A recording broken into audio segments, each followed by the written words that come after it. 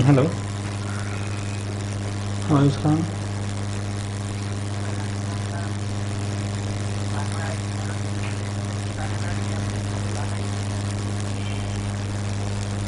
পেজে যোগাযোগ করেন, পেজে যোগাযোগ করেন। আমি এখন ক্লাস নিতেছি তো, একটু পরে দেখবো।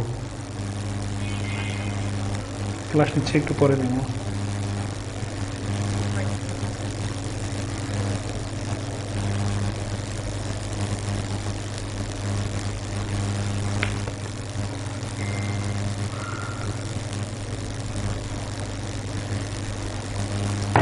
দিয়ে দিচ্ছেন না এটা, খেয়াল করে। আসসালামু আলাইকুম রহমতুল্লাহ। আমরা আজকে শতকরার দ্বিতীয় পাঠটা শুরু করব। আপনাদের গতদিন আমি বলছিলাম যে যে সমস্যা আছে বাসগুলো রাখবেন। তা আমরা আগে গত ক্লাসটা যেখান থেকে শেষ করছিলাম ওইখান থেকে শুরু করব। আর গত ক্লাসটা আসলে হঠাৎ করে শেষে আমাদের ক্যামেরার চার্জ শেষ হয়ে গেছিলো, এই কারণে বন্ধ হয়ে গেছিলো, শেষ সময় আসে। তো যাই হোক, আমরা এখন শুরু করব। তা আপনারা সবাই জয়েন করেন ক্লাসটাতে। আর শতকরার প্রথম ক্লাসটা কতটুকু বুঝতে পারছেন, কোনো সমস্যা হয়েছে কিনা আপনারা জানাবেন। আর সবসময় কমেন্টে রেসপন্স করবেন যাতে আমি আপনাদের অবস্থাগুলো বুঝতে পারি।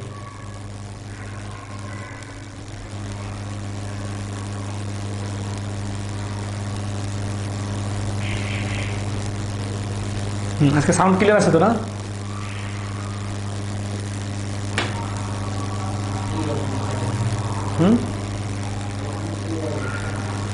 সবাই কমেন্টে মতামতগুলো জানাবেন।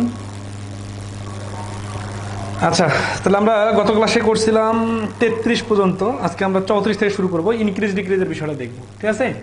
আচ্ছা, ইনক্রিজ ডিক্রিজের বিষয়গুলো কিরকম দেখেন, যে কোনো কিছু বাড়ার পরে যেটা হবে, কমার সময় এইটা থেকে কমবে। ধরেন 100 টাকা আগে আয় ছিল, এখন আয় হয়ে গেছে 125 টাকা, এরপরে আয় হয়ে গেল 80 টাকা। তাহলে খেয়াল করেন যে 100 থেকে বেড়ে যখন 125 হয়েছিল তখন 100-তে বাড়ছে 25, এটাকে আমরা বলি 25%, কারণ কি এটা 100-র উপর হিসাব।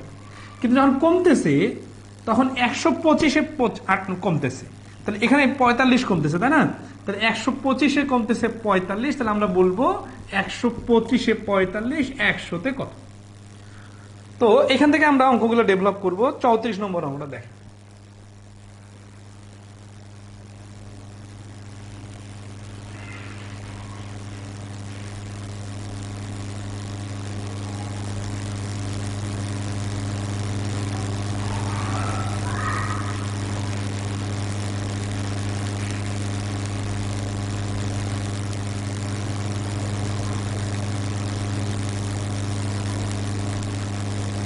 ওকে, আসলে বাসায় গেস্ট আসছিল তো, গেস্ট এখন গেল, এই জন্য একটু জাস্ট টাইমটাতে সমস্যা হয়ে গেল।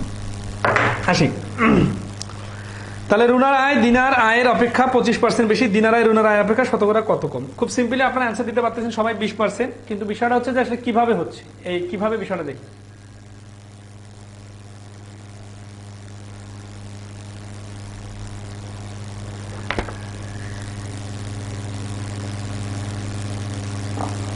ওডি পার্সেন্ট দিয়ে অনেক ম্যাথ আছে। ওডি পার্সেন্ট দিয়ে মানে কি বোঝাচ্ছে? এমন ম্যাথ কেউ একটু করাবেন, ক্লাস আপলোড দিন। না, ক্লাস আপলোড দিয়ে দেবো, সমস্যা নেই। তাহলে 34 নম্বরটাতে এটা হচ্ছে যে 100-তে 25 বেশি, তার মানে হচ্ছে 125। আর যখন কম তখন হচ্ছে 25 কম। 25 কম হলে 125-এ 25 কম, 100-তে হবে এই যে 20%। তাহলে এই প্রশ্নের অ্যান্সার হচ্ছে 20%, 34 নম্বর। আচ্ছা, আসি 35 নম্বরটা দেখেন, ঠিক আছে? 35 নম্বর প্রশ্নটা দেখেন।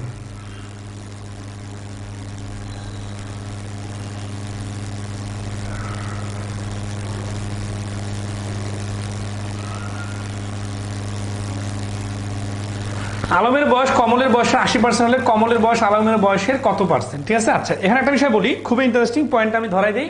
সেটা হচ্ছে একসময় পার্সেন্টেজে কম বেশি বলে, আর একসময় পার্সেন্টেজের রিলেশন বলে। কিরকম দেখেন, আমার কাছে আছে 100 টাকা আর একজনের কাছে আছে 125 টাকা। তাহলে এখানে 125-এ 125 মানে 100-তে 125, কিন্তু এই পাশ থেকে হিসাব করলে 125-এ 100, এখানে কিন্তু 20 আর 25-এর কথা আসতেছে না। কেন আসতেছে না? কারণ এখানে সরাসরি রিলেশন বলছে এ বি এর টাকার রিলেশন কত। কিন্তু যদি বলে এর থেকে বি এর কাছে কত টাকা বেশি আছে অথবা বি এর থেকে এর কাছে কত টাকা কম আছে, তাহলে আমরা বিয়োগ করব। আচ্ছা, তাহলে এখানে যে প্রশ্নটা বলছে যে 35 নম্বর, আলমের বয়স কলমের বয়সের 80%। 80% কিন্তু কম বেশ না, ঠিক আছে।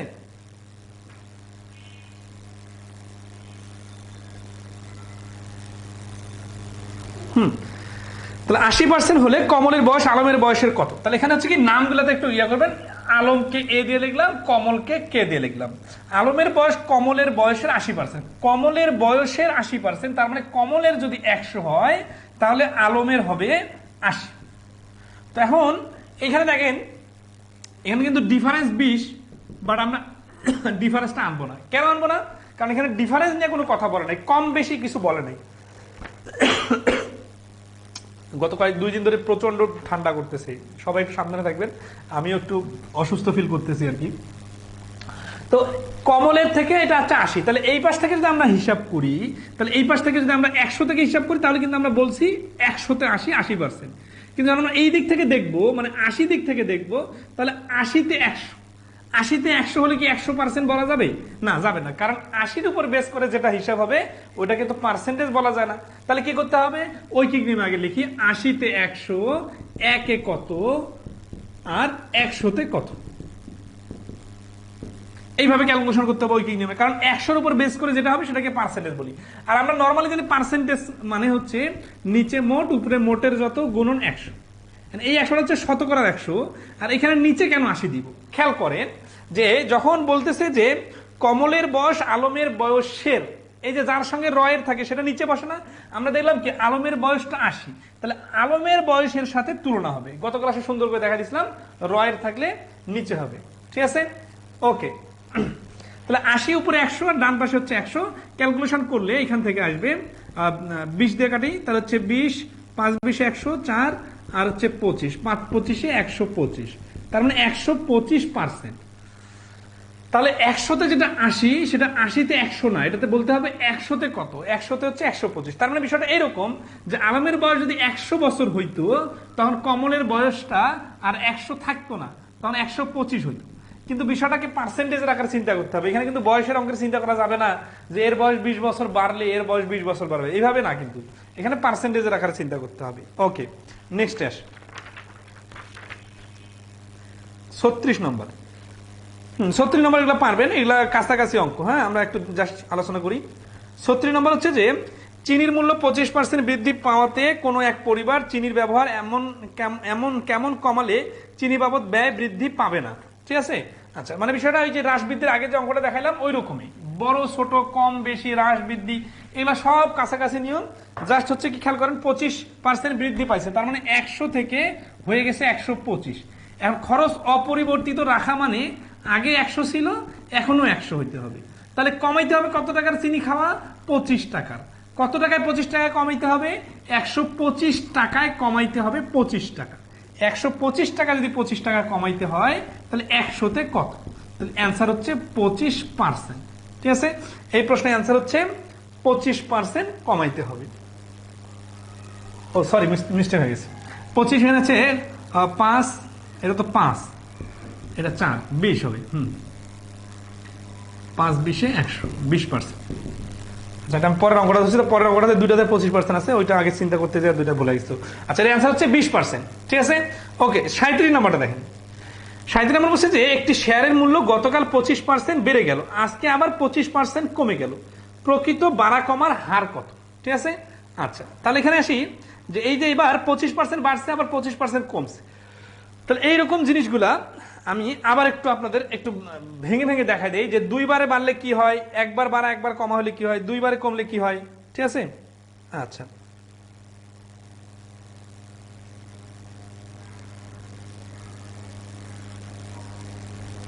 তাহলে দেখেন দুইটাতে 25% করার আগে আমি বেসিক এই হ্রাস বৃদ্ধির কিছু অঙ্ক দেখাই দিই। খেয়াল করেন, 10% বৃদ্ধি প্লাস 10% বৃদ্ধি, দুইটায় 10, দুইটায় 20, এরকম গুলো পরীক্ষায় বেশি আসে তো। আচ্ছা, আবার আসি যে দুইটায় তো 10% করে মাইনাস হইতে পারে, আবার দুইটায় 20% করে মাইনাস হইতে পারে, আবার একটা 20% বাড়লো আবার একটা 20% কমলো, এরকম হতে পারে। আবার একটা 10% বাড়লো, একটা আগে 10% কমলো। আবার এরকমও হতে পারে আগে কমলো পরে বাড়লো। এই সবগুলো অঙ্কের অ্যান্সার কয়েক সেকেন্ডে করবো, জাস্ট দেখেন। 2 বার 10% বাড়া, এই কথাটার মানে কি? এই কথাটা দিয়ে অনেক গল্প আকারে বলতে পারে যে এবছর গরুর দাম 10% বেড়ে গেছে, পরের বছর গরুর দাম আবার 10% বাড়লো। 2 বার বৃদ্ধির পরে একটা গরুর দাম যদি 21,000 টাকা হয়, তাহলে প্রথমে দাম কত ছিল? এরকম করে অনেকগুলো গল্প বানাইতে পারে। সেই গল্পগুলো আমরা পরে সমাধান করব। জাস্ট আগে এটা দ্বারা প্র্যাকটিক্যালি কি বোঝাচ্ছে দেখি। যে একটা জিনিসের দাম যদি 100 টাকা হয়, এটা 10% বাড়লে হবে 110। এর পরের বার যখন 10% বাড়বে, এই 10%টা হচ্ছে 110-এর উপর 10%। তাহলে 110-এর উপর যদি 10% বাড়ে, তার মানে হচ্ছে 11 বাড়বে। তাহলে 110 আর 11 মিলে হয়ে যাবে 121। তার মানে শুরুতে ছিল 100 আর এখন হয়ে গেলে 121। তাহলে বাড়তেছে কত? 21%। তাহলে আমরা এখান থেকে আইডিয়া করতে পারি যে 2 বার 10% করে বাড়লে 21% বাড়ে। তাহলে এই জিনিসটাকে আরো একটা সুন্দরভাবে বোঝানো যায়। সেটা হচ্ছে কি, প্রথমে 10 পরে 10, দুইটাকে 10 নিলাম। আর এই যে দ্বিতীয়বারের 10% আছে না, এইটা হচ্ছে প্রথমবারের বৃদ্ধিপ্রাপ্ত 10-এর 10%। 10-এর 10% মানে হচ্ছে এই যে 10-এর 10%। এইখান থেকে একটা শর্টকাট সূত্র বাইর হয়। 10-এর 10% মানে হচ্ছে 1।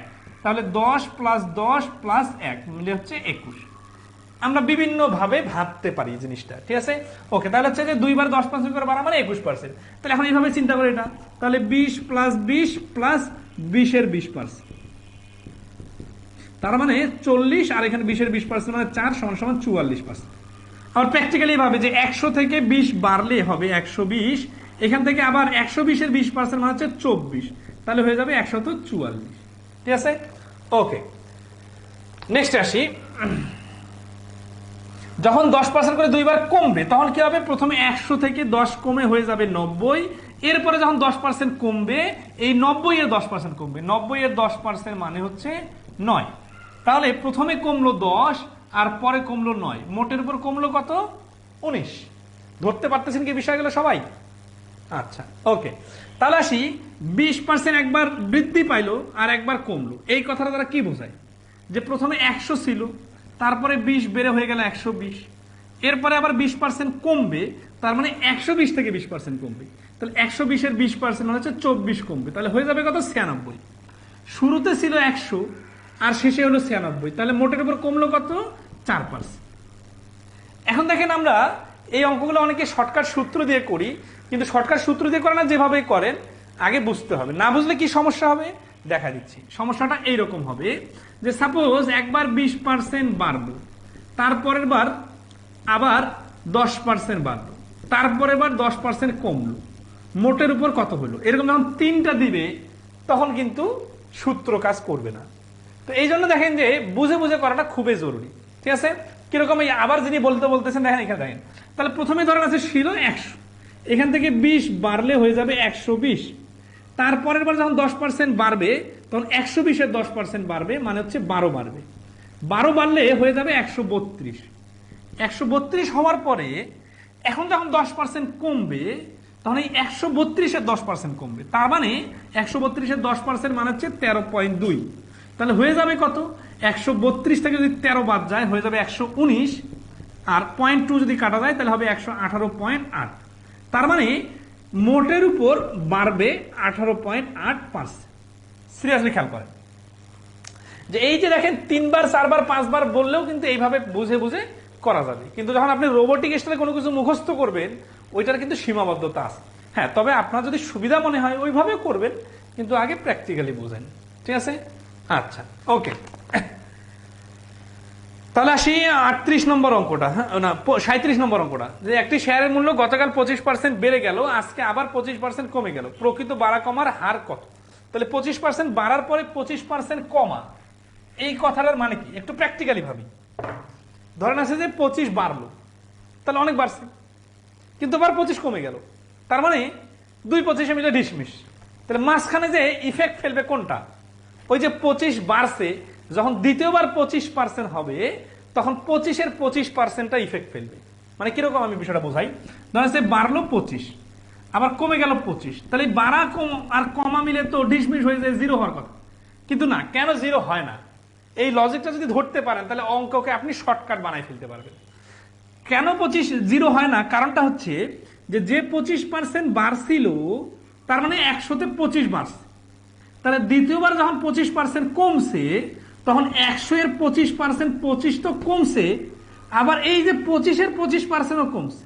তাহলে এই 25-এর 25% মানে হচ্ছে, দেখেন 25-এর 25%, 25% মানে 4 ভাগের 1 ভাগ। তাহলে 25 টাকাকে যদি 4 ভাগের 1 ভাগ করা যায়, 4 6 24, আর 1 টাকাকে ভাগ করলে 8 আনা, তার মানে 6.25%।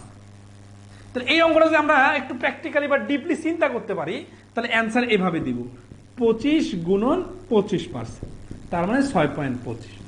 এতটুকু লিখলে অ্যান্সার হবে। এইখানে 125-এও যাইতে হবে না। এই পয়েন্টটাকে আপনারা সবাই ধরতে পারছেন কিনা একটু বলেন, ঠিক আছে?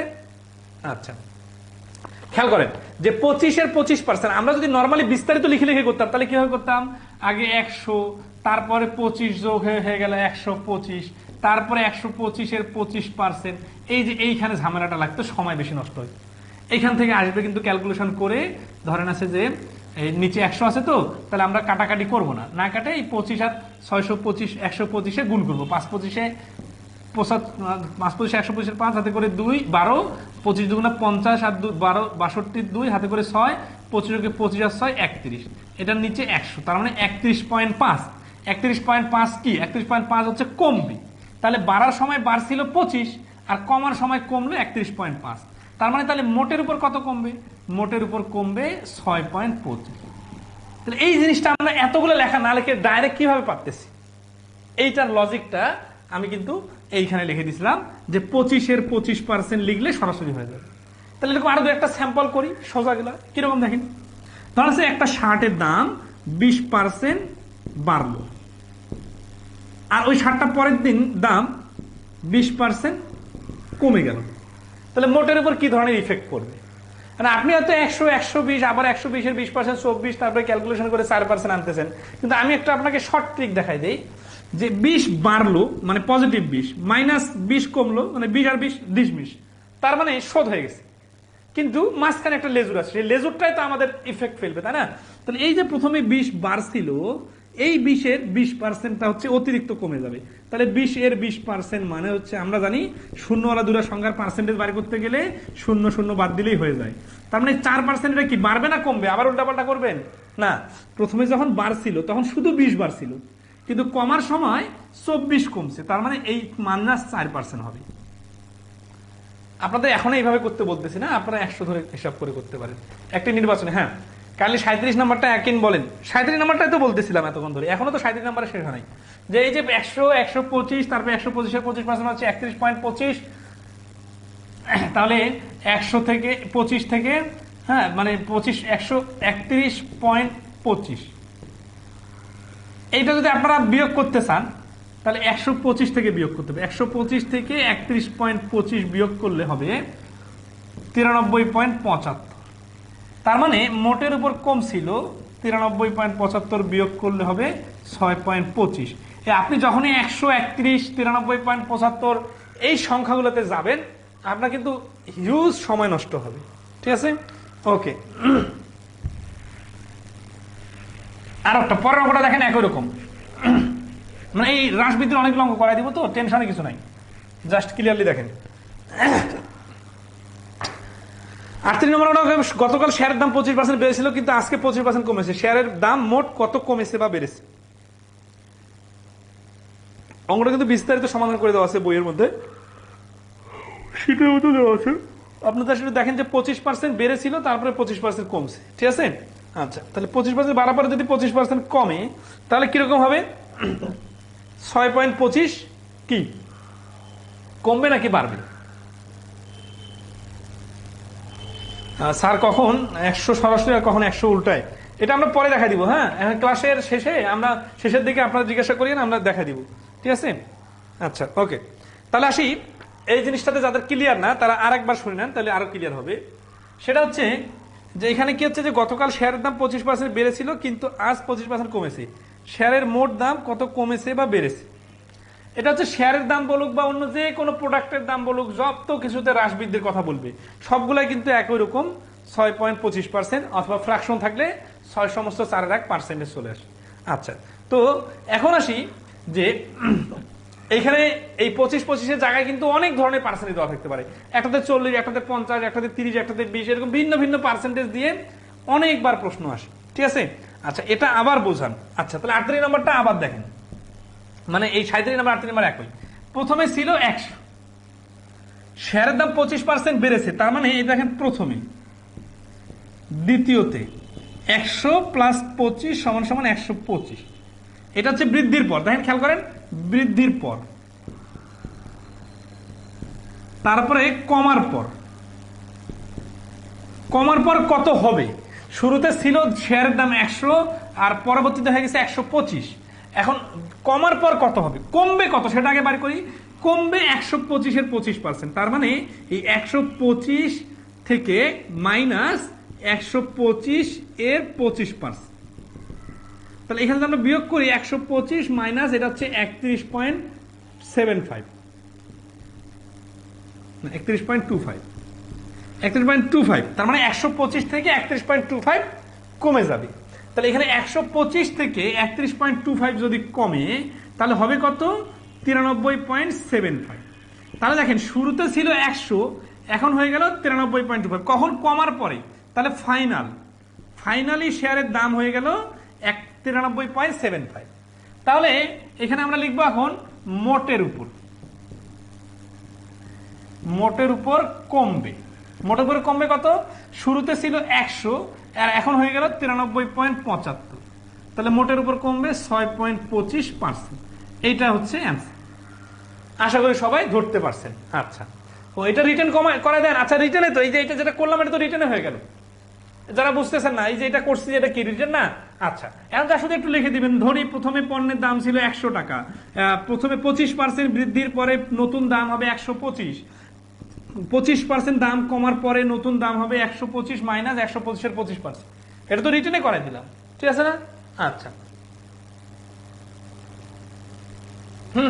খোদাজাতুল কোবরা ডায়না, এই যে দেখেন কত সুন্দর একটা লজিক। আমি কিন্তু দেখেন এই অঙ্কটা এইভাবে করালাম না, এখান থেকে আমি আপনাদের শর্টকাটে যে প্র্যাকটিক্যাল লজিকটা দেখালাম ওইটা ধরবো।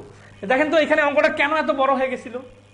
বড় হয়ে যাওয়ার কারণ হচ্ছে যে এইখানে আমরা এই 31.25 নিয়ে আসার পরে আমরা একটু ভাবতে পারতাম এইভাবে। দেখেন এই অঙ্কটা কিন্তু করা শেষ, আপনারা কিন্তু স্ক্রিনশট দিয়ে নিতে পারেন, ঠিক আছে?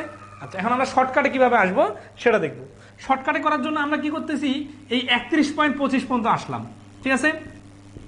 31.25। এখন একটু ভাবি যে বাড়ার সময় শুরুতে ছিল তো 100টা, ঠিক আছে, বাড়ার সময় বাড়ছে 25 আর কমার সময় কমছে 31.25। তাহলে আমরা এই 31.25 যদি 25 টাকা বাদ দিয়ে দিই, মানে শোধ দিয়ে দিই, তাহলে তার থেকেও কমবে কত? 6.25। দেখেন 93.75 বা 100 এগুলো কিন্তু আনার দরকার হচ্ছে না, ঠিক আছে? অঙ্কটা একটু শর্ট হয়ে গেল। তাহলে লজিকটা এভাবে ভাববো, কতটুকু বাড়ছে আর কতটুকু কমছে। যদি দেখি যে বাড়ার থেকে কমছে বেশি, তাহলে বুঝতে হবে যে মোটের উপর কমে যাবে। কতটুকু কমবে? 6.25 কমবে। এটা একটা লজিক। এই লজিকটাকে আরো সামারাইজ করবো, আরো সামারাইজ করে আবার শর্ট বানাই ফেলবো। কিরকম? যে বাড়ার সময় 100-তে বাড়ছে 25, সিরিয়াসলি খেয়াল করেন, 100-তে বাড়ছে 25। ওয়েট, এখন আসি কমার সময়। তাহলে আমরা এই যে 125 লিখছি না, এই 125-কে না লিখে আমরা লিখি তো দ্বিতীয়বার দাম, এই বাড়ার পরে দাম, বাড়ার পর দাম বা মূল্য যেটা মনে হয়, হ্যাঁ, এই 100 প্লাস 25 এটাকে আলাদা করে লিখলাম। এটা কিন্তু সব থেকে শর্টকাট। তাহলে এখন কমবে, এই যে কমবে, কতটুকু কমবে?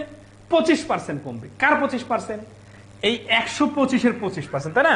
তো 125-এর 25%টাকে আমরা ডাইরেক্ট না লিখে আমরা একটু প্র্যাকটিক্যালি মাথা খাটাই যে 100 এর জন্য 25% কমবে। তার মানে 100-তে যদি হিসাব করি তাহলে 100-এর 25% মানে শুধু 25। আর কত কমবে? আর কমবে এই যে প্রথমবারে যে 25 বাড়ছিল, এই 25-এর 25%। তাহলে এই 25-এর 25% মানে 6.25। তাহলে এটা কমবে।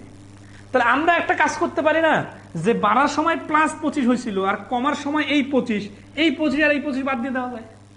তাহলে মোটের উপর ইফেক্ট পড়লো কি? এই যে 6.25% দেখতেছেন, এই 6.25%। ওই যে আমি ডাইরেক্ট শর্টকাট লিখতেছি না যে 25-এর 25% লিখলে হয়ে যাবে, ওইটা হচ্ছে এইখান থেকে আসছিল। তাহলে এই যে প্র্যাকটিক্যালি ধাপে ধাপে ডেভেলপ করলে আস্তে আস্তে শর্টকাটগুলা তৈরি হবে। ঠিক আছে, ওকে। এবার আসি আমরা, তাহলে এরকম আরো 2-1টা অঙ্ক দেখি, তাহলে ক্লিয়ার হবে। আচ্ছা, এখানে একজন বলছেন যে পরের বার যদি 30% কমতো, মানে বাড়ছে 25%, ঠিক আছে, কিন্তু কমার সময় কমে গেল 30%, তাহলে কি হচ্ছে? তাহলে এই 100 এর কারণে 30% কমবে, আর এই 25-এর 30% কমবে। অথবা ডাইরেক্ট আপনি সবসময় ভেঙে ভেঙে করতে হবে এরকম না, ডাইরেক্টও করতে পারেন। হ্যাঁ, তাহলে এখান থেকে 30 কমলে তো এমনিতেই 5 মাইনাস হয়ে যাচ্ছে, আর এখানে 25-এর 30%, 30% মানে হচ্ছে 10 ভাগের 3 ভাগ, অথবা 5 ভাগের 30%, 10 ভাগের 3 ভাগ হয়। তাহলে 10 ভাগের 3 ভাগ মানে হচ্ছে 7.25। 25-এর 10 ভাগ করলে 2.5, আর 3 ভাগ করলে হচ্ছে 7.5, 7.5। তাহলে প্রথমে এখানে নর্মালি 30% কমলে কমতেছে -5, আর এইখানে কমতেছে -7.5, তাহলে দুইটা মিলে 7.5, তাহলে হচ্ছে 7 আর 5 12.5% কমে যাবে। ওভারঅলে 12.5% কমে যাবে। ঠিক আছে, আচ্ছা, ওকে। আমি কিন্তু এইভাবে দেখাই দিলাম, মানে আপনি এইভাবে করবেন, বিষয়টা এরকম না। আপনারা অনেকে ওই যে 25-এর 25% ডাইরেক্ট ধরতেছেন না, বুঝতেছেন না, এই জন্য করে দিলাম। আচ্ছা, তাহলে এবার একটা নাইস একটা অঙ্ক করে দিব। 40 নম্বর অঙ্ক আসে।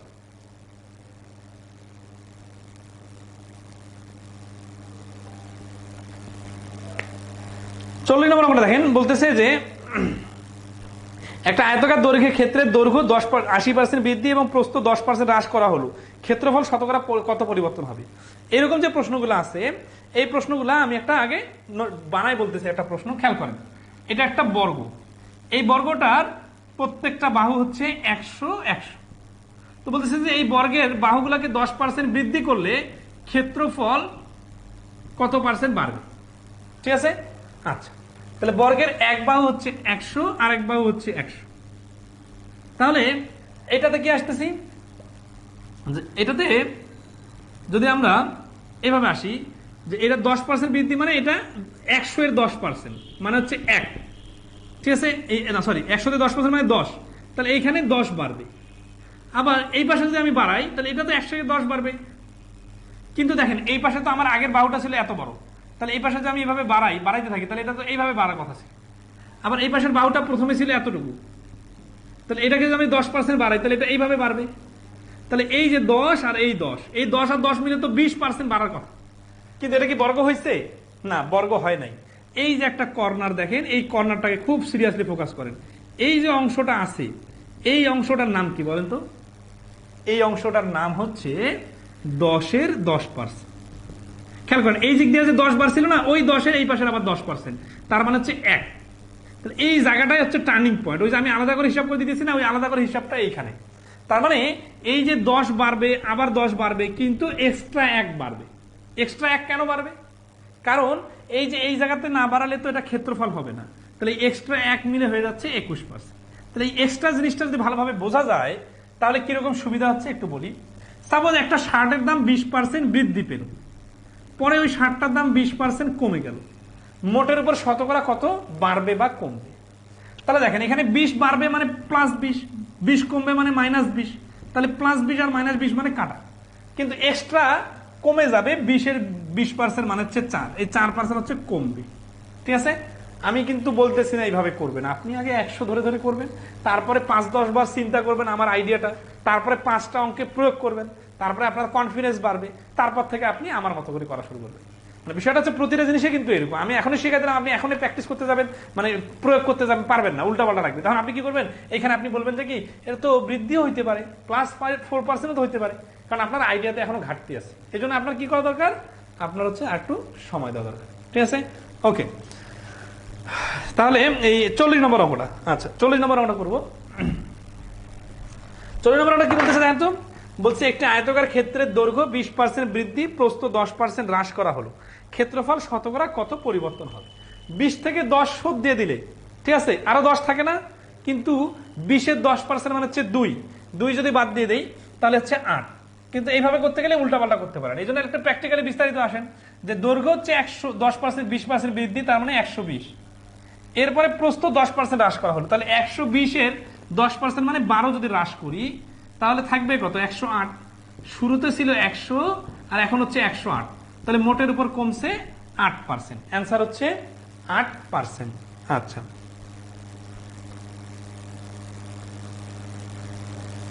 মোটের উপর সরি বৃদ্ধি পাইছে, এখানে তো 120 ছিল আর 12 কমে গেল, তাহলে এটা হচ্ছে বৃদ্ধি, মোটের উপর বৃদ্ধি হচ্ছে 8%।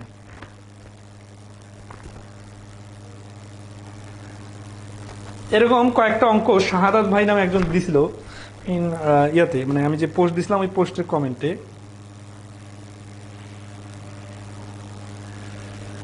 পোস্টটা তো এখন খুঁজে পাবো না, আচ্ছা আমি শেষের দিকে দেখি।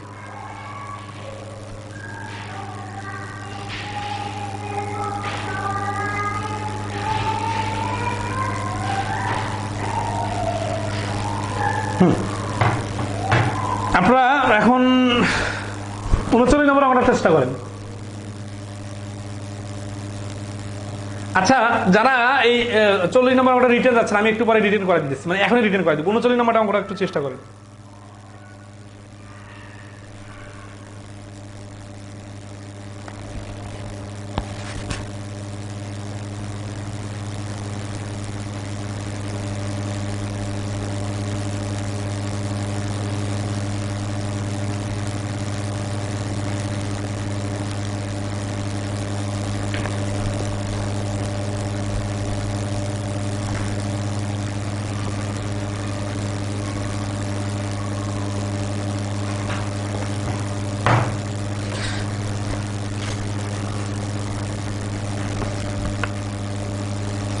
ময়ূরাক্ষী বলছেন অ্যান্সার শেষের হ্রাস না বৃদ্ধি কিভাবে বুঝবো? আচ্ছা এখন আমি একটু বিস্তারিত দেখা দিতেছি। হ্যাঁ 39 নম্বর অ্যান্সার কত?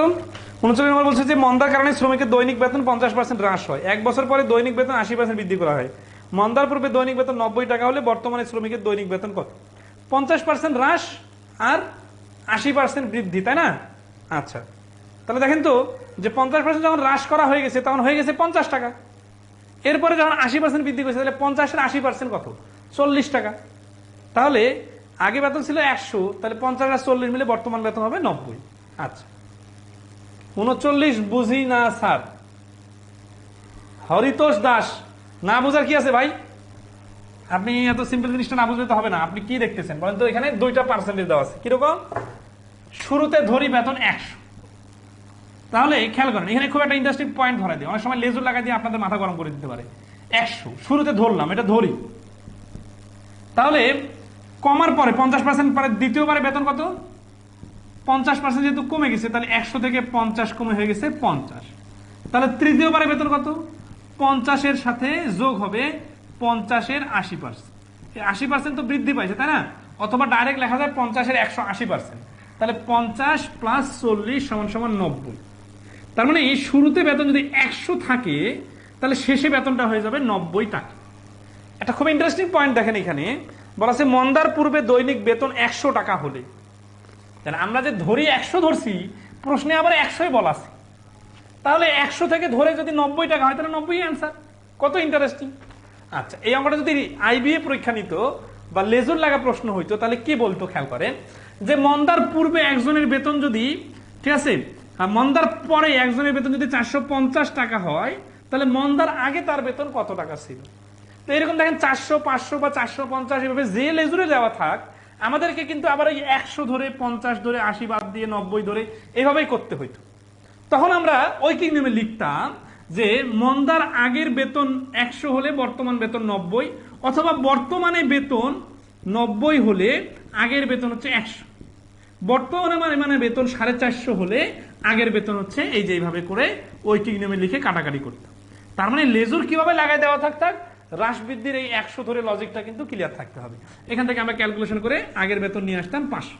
আর যদি আমরা এমসিকিউ পরীক্ষা করি তাহলে আমরা এত লেখা তো লিখবো না, আমরা হ্রাস বৃদ্ধির কাজগুলো মুখে মুখে করে নিব, তারপরে লিখবো 90% ইকুয়াল টু 40। এই যে 90 আসলো না, এখানে লিখবো 90% ইকুয়াল টু 450। তাহলে 90 এর থেকে 450 হচ্ছে 5 গুণ বেশি, তাহলে 100% এর ভ্যালু হবে 5 গুণ বেশি, মানে হচ্ছে 500। তাহলে 500 হচ্ছে এই প্রশ্নের অ্যান্সার। আচ্ছা হ্যাঁ 50 80 ধরে 180 ধরে করা যাবে, ঠিক আছে। হ্যাঁ করানোর জন্য মন্দা আসছে, এটা কিন্তু খুব প্র্যাকটিক্যাল একটা অঙ্ক। 41 নম্বর অঙ্ক আসে। ও 40 নম্বরটা একটু রিটার্ন করে দিতে চাইলেন তারা। আচ্ছা 40 নম্বর আমরা যারা রিটার্ন করে চাইলেন তারা একটু দেখেন, এখানে একটা অনেকগুলো পয়েন্ট অনেকের ক্লিয়ার নাই। সেটা হচ্ছে আয়তক্ষেত্রের দৈর্ঘ্য প্রস্থ আবার 100 ধরতেছি কেন? আবার অনেকে আছে যে কখন বাড়বে কখন কমবে। তো আমি এই 40 নম্বর অঙ্কটা আপনাদের একটু ডিটেলস করাই দিই। খেয়াল করেন, এই যে এটা একটা আয়তক্ষেত্র, এটা হচ্ছে 100, প্রস্থ হচ্ছে 50। সিরিয়াসলি, হ্যাঁ। তাহলে এখন আমরা দেখি যে একটি আয়তকার ক্ষেত্রে দৈর্ঘ্য 20% বৃদ্ধি এবং প্রস্থ 10% হ্রাস করা হলে ক্ষেত্রফল শতকরা কত পরিবর্তন হবে। ঠিক আছে, ওকে, খেয়াল করেন। তাহলে এখানে হচ্ছে দৈর্ঘ্য 100, প্রস্থ 50। তাহলে আমরা প্রথমে ক্ষেত্রফল, এই 100 আর 50 গুণ করলে হচ্ছে 5000। 5000 হচ্ছে প্রথমে ক্ষেত্রফল। এখন দ্বিতীয় ক্ষেত্রফলটা কিভাবে আসবে? এই যে নতুন, এটা যদি আমরা বলছি কি যে দৈর্ঘ্য 20% বাড়লো আর প্রস্থ 10% কমে গেল, মানে বিষয়টা এরকম হয়ে গেছে, এটা কমবে আর দৈর্ঘ্যটা বাড়বে। তাহলে এটা হয়ে যাচ্ছে 120 আর এটা হয়ে যাচ্ছে 10%, 2 কমবে, 50-এর 10% মানে 5 কমবে, 5 কমলে হয়ে যাবে 45। তাহলে 120 আর 45 আমরা এবার এইখানে গুণ করবো, 120 গুণন 45। কারণ কেউ যদি অঙ্কটাকে টেনে টেনে বাড়াইতে চান তাহলে 120 কোথা থেকে আসলো ওটা দেখাই দিবেন, যে দৈর্ঘ্য 20% বাড়লে 120 হয়, প্রস্থ, হ্যাঁ, এইভাবে অনেক কথা বলা যায়। ওকে, তাহলে আসে 120 আর 45 গুণ করলে 45 0 0, 5 12 0.5 6, 4 12 48 আর 6 54, তার মানে 5400। ঠিক আছে, আচ্ছা, তাহলে 5400 কি? 5400 হচ্ছে নতুন ক্ষেত্রফল। আগের ক্ষেত্রফল ছিল 5000 আর এখন ক্ষেত্রফল হচ্ছে 5400। তাহলে মোটের উপর বাড়ছে না, তাহলে বৃদ্ধি। খেয়াল করেন, বৃদ্ধি হচ্ছে 5400 মাইনাস 5000 সমান সমান 400, যারা রিটার্ন করে চাচ্ছেন। তাহলে কততে 5000 বাড়লো? তাহলে পার্সেন্টেজ কি হবে? 5000-এ বাড়ছে 400, তাহলে 100-তে কত? ক্যালকুলেশন করলে দেখবেন 8% আসবে।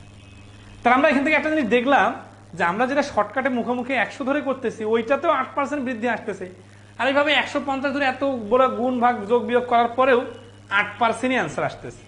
আচ্ছা, এখন এখানে আরেকটা আইডিয়া আপনাদের দেখাই দেই। আচ্ছা, আমরা যে দৈর্ঘ্য প্রস্থ কম বেশি করতে হবে, এখানে যদি 100 ধরে করি তাহলে সমস্যা আছে? দেখেন, 100 ধরে যদি করি তাহলেও হিসাব 8%-ই আসবে। তাহলে আমরা 100 ধরে করলে সুবিধা কি? কয়েক সেকেন্ডে অ্যান্সার বলা যাবে। কিরকম? 100 থেকে 20% বাড়লে হবে 120, এরপরে এখানে 10% কমলে 120-এর 10% মানে 12 কমবে, 12 কমলে হবে 108। শুরুতে ছিল 100 আর এখন হয়ে গেল 108, তাহলে ক্ষেত্রফল 8% বাড়বে। আপনারা এইভাবেই করবেন। ঠিক আছে, ওকে, নেক্সটে আসি।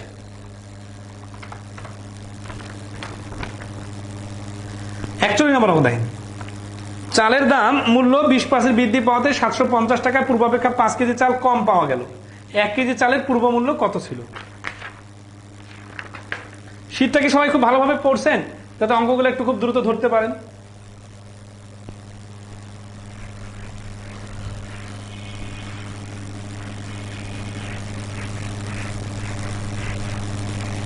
না, আমরা কিন্তু শতকরা টপিকে সলভ ক্লাস নিব, যে কোনো সমস্যাগুলো বাইর করে রাখবেন, অনেক বড় টপিক তো এটা।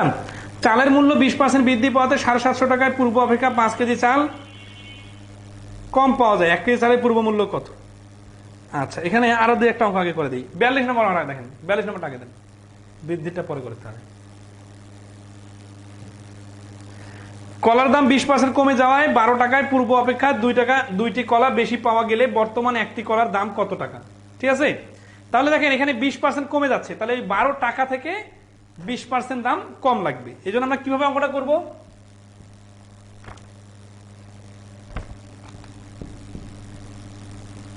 টাকা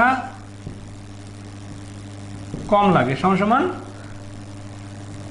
12-এর 20%। দেখেন, আগে হচ্ছে 12 টাকা করে এক হালি কলা নিতাম, এখনো 12 টাকা দিছি, তো দোকানদার আমাকে 2.4 টাকা ফেরত দিতেছে। কেন? বলতেছে কি কলার দাম 20% কমে গেছে। তাহলে 2.4 টাকা ফেরত আমি না নিয়ে আমি বললাম 2.4 টাকা দিয়ে আরো কিছু কলা দেন। তখন ওই দোকানদার কি বললো?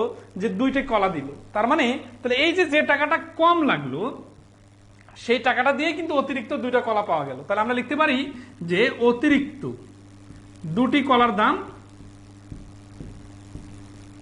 কোন দাম? এটা কিন্তু বর্তমান দাম, কারণ দেখেন বর্তমান দাম না হলে তো কলারটার দামটা মানে এই দামে পাওয়া যাইতো না।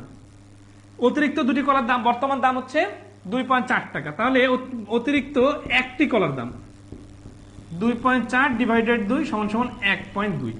এই দামটা হচ্ছে বর্তমান মূল্য। অনেক সময় অতীত মূল্য বাড়ি করতে বলে, অতীত মূল্য বাড়ি করাটা দেখাবো। তবে এটা কি সবাই ধরতে পারছেন যে বর্তমানে একটা কলার মূল্য হচ্ছে 1.2 টাকা? আশা করি সবাই ক্লিয়ার। হ্যাঁ, এই তো সবাই পারতেছেন ভালো। আবু হেনা মোস্তফা ইকবাল 45 আর 50 কিভাবে আসছে একটু বুঝবেন? ওই যে প্রশ্নে বলা আছে তো, প্রশ্নের সাথে সমন্বয় করতে আমার কথাগুলো। 10% কমছে, এই জন্য 50 থেকে 10 কমে 45 হয়েছে, আর 50 আমরা ধরে নিছিলাম। আচ্ছা, তাহলে এখন আসি 44 নম্বর অঙ্কটা দেখেন। 44 নম্বর অঙ্কের অ্যান্সার বলেন তো, হুবই অঙ্কের সাথে মিল আছে, একই অঙ্ক।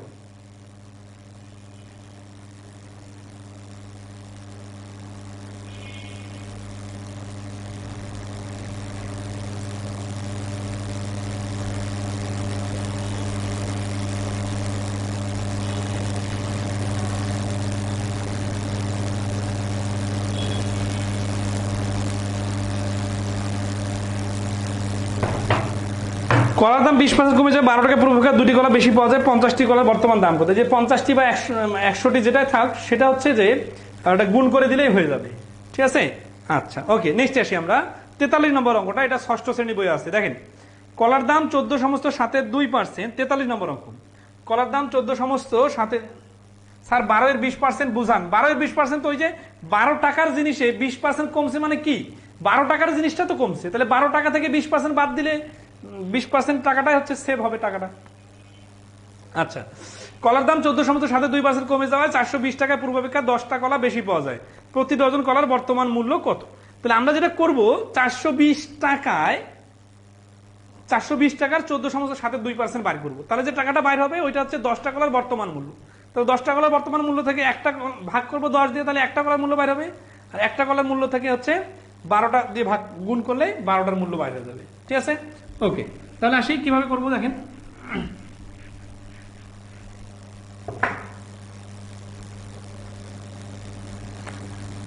420 এর পার্সেন্টেজটা দেখেন, 14 সমস্ত 7 2%, তাহলে 7 14 98 আর 2 হচ্ছে 100, তার মানে 100/7%। 100/7% মানে হচ্ছে 100/7 গুণন 1/100। তাহলে এইটার সাথে আমরা লিখবো গুণন, ঠিক আছে? মানে এটা সরাসরি গুণ চিহ্ন দেই, তাহলে 100/7 গুণন 1/100। তাহলে 100 100 কাটা, আর 7 দিয়ে এটাকে কাটলে হচ্ছে 60। তার মানে এটার মানে হচ্ছে কি দেখেন, তো 420 আমরা যদি 14 সমস্ত 7 2% বাইর করি, তাহলে 60 টাকা। 60 টাকার নাম কি? এত টাকা হচ্ছে সেভ হবে। তাহলে 60 টাকা সেভ হবে, তার মানে 60 টাকাটা হচ্ছে অতিরিক্ত 10টার দাম। তাহলে একটার দাম কত হবে? একটির দাম হবে 60 ডিভাইডেড, তাহলে 10টির দাম হচ্ছে 60, একটির দাম হবে এত, আর 12টির দাম হবে 12 দ্বারা গুণ, তাহলে হচ্ছে 6 12 72 টাকা। তাহলে এখানে দেখেন 12টার বর্তমান দাম হচ্ছে, বা 1 ডজনের বর্তমান দাম হচ্ছে 72 টাকা। কোনো কঠিন কিছু নাই, ফ্র্যাকশন দেখে ঘাবড়ে যাবেন না, বারবার বলতেছি। ওকে, নেক্সট আসি আমরা এখন 41 নম্বর অঙ্ক করবো। সবাই কি ক্লিয়ার এই অঙ্কটাতে? হ্যাঁ, এই তো সবাই বুঝতেছেন। করুণাশীল ভট্টাচার্য, রেজাউল ইসলাম, মনিরা পারভিন, মিথিলা সরকার, সবাই অ্যান্সার দিচ্ছেন। ওকে, তাহলে আমরা আসি 41 নম্বর অঙ্ক। এবার আসি আমরা, এখানে একটা অঙ্ক আছে, ঝামেলা আছে, অনেক সময় অনেকে ঝামেলা হয়ে যায় যে দাম বাড়লে এটা কিভাবে করতে হয়। দেখেন, চাউলের দাম মূল্য 20% বৃদ্ধি পাওয়াতে 750 টাকায় পূর্বাপেক্ষা 5 কেজি চাল কম পাওয়া গেল।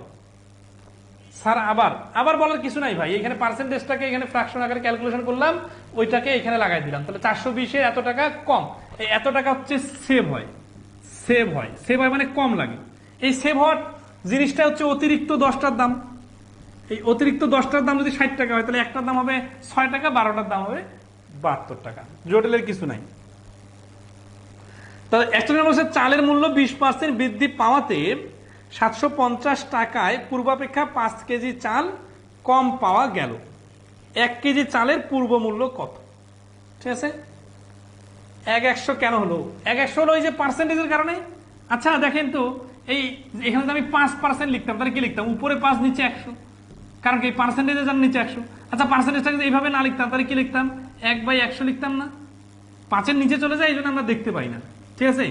আচ্ছা, এই জন্য এটা সাইডে লেখা হয়েছে। আচ্ছা, সাইডে যদি লিখতে নাও চান কেউ, তাহলে দেখেন তো উপরে এইভাবে লিখতো না, 100/7 ডিভাইডেড 100, তাহলে এই যে আবার তো 1/100 চলে আসতো।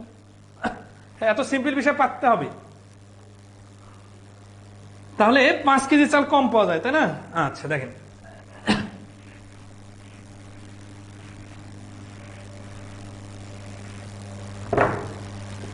চালের মূল্য 20% বৃদ্ধি পাওয়াতে 750 টাকায় পূর্বাপেক্ষা 5 কেজি চাল কম পাওয়া গেল। 1 কেজি চালের পূর্ব মূল্য কত? তাহলে এখানে যে কাজটা করতে হবে যে দাম বৃদ্ধি পাওয়াতে বিষয়টা কিরকম হচ্ছে এটা আমরা দেখব।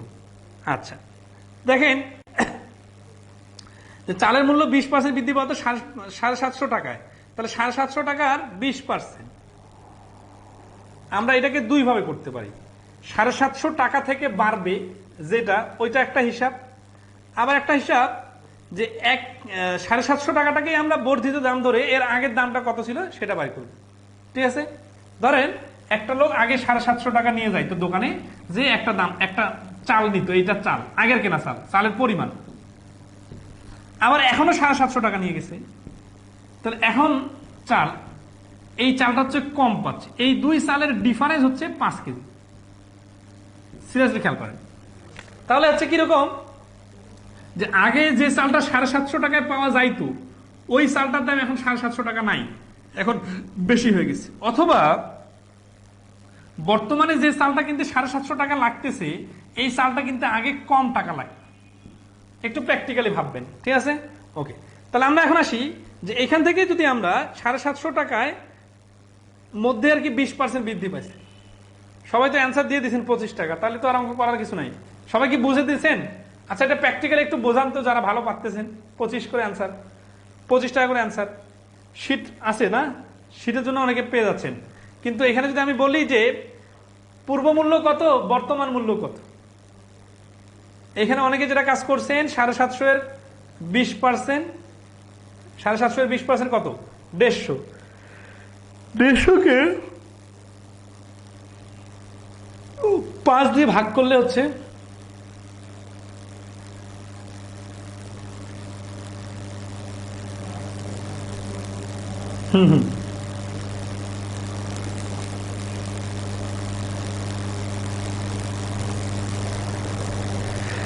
এখানে শর্টকাট করে দিব না বিস্তারিত?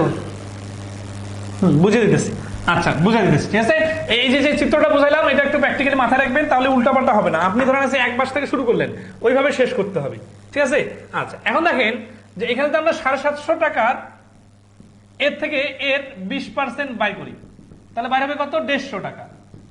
150 টাকা দিয়ে 150 টাকার কারণে যদি 5 কেজি চাল কম পাওয়া যায়, তাহলে ওই 5 কেজি চালের যে দামটা হবে সেটা হচ্ছে বর্তমান দাম। 5 কেজি চালের দাম হচ্ছে 30 টাকা। আচ্ছা এখন দেখেন এটা হচ্ছে বর্ধিত দাম, সেটা খেয়াল করেন যে বর্ধিত দাম যদি 30 টাকা হয়, বর্তমান দাম মানে কি, এটা বর্ধিত দাম না? আচ্ছা এখানে প্রতিটা ডিজিট নিয়ে একটু বলি। 750 টাকায় যে চালটা, এই 750 টাকার নাম হচ্ছে অতীত দাম। তাহলে 750 টাকার যে চালটা আগে পাওয়া যাইতো ওইটার দাম এখন 20% বাড়বে। 20% বাড়ার কারণে এই যে 150 টাকা বেশি লাগবে। তাহলে ধরেন 750 টাকায় আগে একগুলো চাল কেনা যাইতো, এখন 150 টাকা বেশি লাগতেছে সেম চালটা কিনতে। তাহলে আমরা এখানে বলতেছি না 5 কেজি চাল কম পাওয়া যাবে, তার মানে এই 150 টাকা হয় আপনি 150 টাকা দিবেন, নাহলে আপনাকে 5 কেজি চাল কম দিবে। সিরিয়াসলি এই 150 আর 5 কেজি এই দুটার রিলেশনটা একটু বোঝেন। 750 এর 20% যদি আমরা বার করি তাহলে 150 টাকা বাইর হবে। এই 150 টাকাটার নাম কি, যে চালটা আগে 750 টাকায় পাওয়া যাইতো ওই চালটা এখন কিনতে গেলে বলতেছে স্যার 150 টাকা বেশি দিতে হবে। তো আমি বললাম যে ভাই আমি 150 টাকা দিতে পারবো না, আমার 750 টাকা আছে, 750 টাকা নেন। তাহলে বলছে ঠিক আছে স্যার কোনো সমস্যা নাই, আমরা আপনাকে 5 কেজি চাল কম দিব। তাহলে এই 5 কেজি চালের দামই হচ্ছে 150 টাকা না?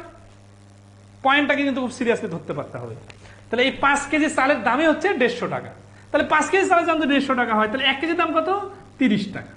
সিরিয়াসলি খেয়াল করেন, কিন্তু এই 30 টাকা কোন দাম? এই 30 টাকা কিন্তু হচ্ছে বর্তমান দাম। এখানে উত্তর কি চাইছে, 1 কেজি চালের পূর্ব মূল্য কত, পূর্বের দাম কম ছিল নাকি বেশি ছিল? এই যে 30 টাকা বাইরে হলো, 30 টাকাটা বলেন, 30 টাকাটা কি বর্তমান দাম নাকি পূর্ব মূল্য? এটা হচ্ছে বর্তমান দাম। কারণ কি, কারণ আমি দোকানদারের সাথে যে কথা বলতেছি, আমাকে যে টাকা কম নিতে, টাকা বেশি চাচ্ছে অথবা চাল কম দিতেছে, এটা কখন, এটা কি অতীতে না বর্তমানে? অবশ্যই বর্তমানে। তাহলে বর্তমানে যদি 30 টাকা হয় 1 কেজির দাম, তাহলে অতীতে দামটা অবশ্যই কম ছিল। আচ্ছা তাহলে এই দামটা, বর্তমান দামটা কত পার্সেন্ট বেশি আগের থেকে? 20% বেশি। তাহলে আগের দাম যদি হয় 100%, এখনকার দাম হয়ে গেছে 120%। তাহলে 120% এর ভ্যালু যদি 30 টাকা হয়, তাহলে 100% এর ভ্যালু কত? তাহলে আমরা লিখবার সময় কি লিখবো, 120% সমান সমান 30, 1% সমান সমান আর 100% সমান সমান। এটা হচ্ছে 4, এটা হচ্ছে 25, তার মানে 25 টাকা। অর্থাৎ প্রতি কেজি চালের বর্তমান অতীত দাম ছিল, পূর্ব মূল্য ছিল 25 টাকা, আর বর্তমান মূল্য হচ্ছে 30 টাকা। আচ্ছা, শুদ্ধি পরীক্ষা করে দিতেছি, একটু খেয়াল করেন। হ্যাঁ, ধরেন যে আগের 1 কেজির দাম ছিল 25 টাকা, আর এখন 1 কেজির দাম হচ্ছে 30 টাকা। তাহলে এই আগে আমি 750 টাকা নিয়ে গেছিলাম, এখনো 750 টাকা নিয়ে গেছি।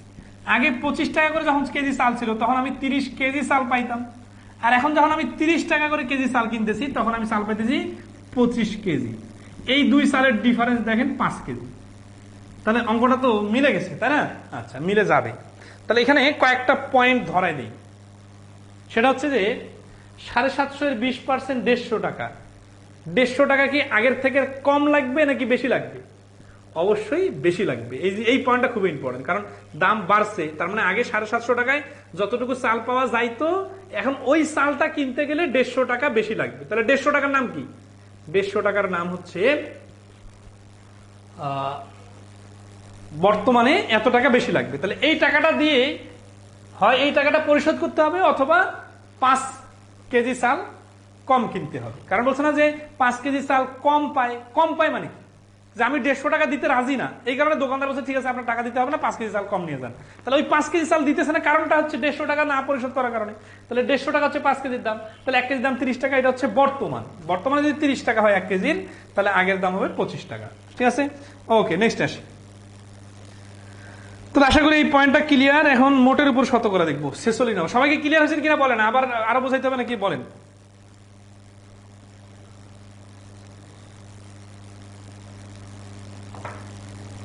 হ্যাঁ, 46 আছে না?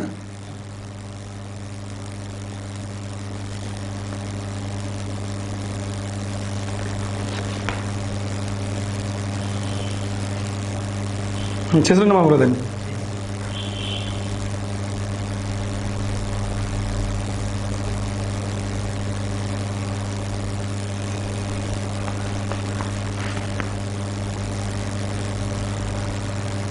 আচ্ছা, এরকম একটা অঙ্ক করে দেবো, ঠিক আছে? অঙ্কটা একটু শোনেন।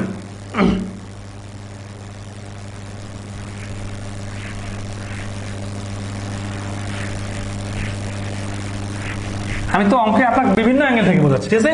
আচ্ছা, এরকম একটা অঙ্ক আছে আমাদের বেসিক ম্যাথ বই আছে, 1060 টাকা, ঠিক আছে? 6% বৃদ্ধি পাওয়ায়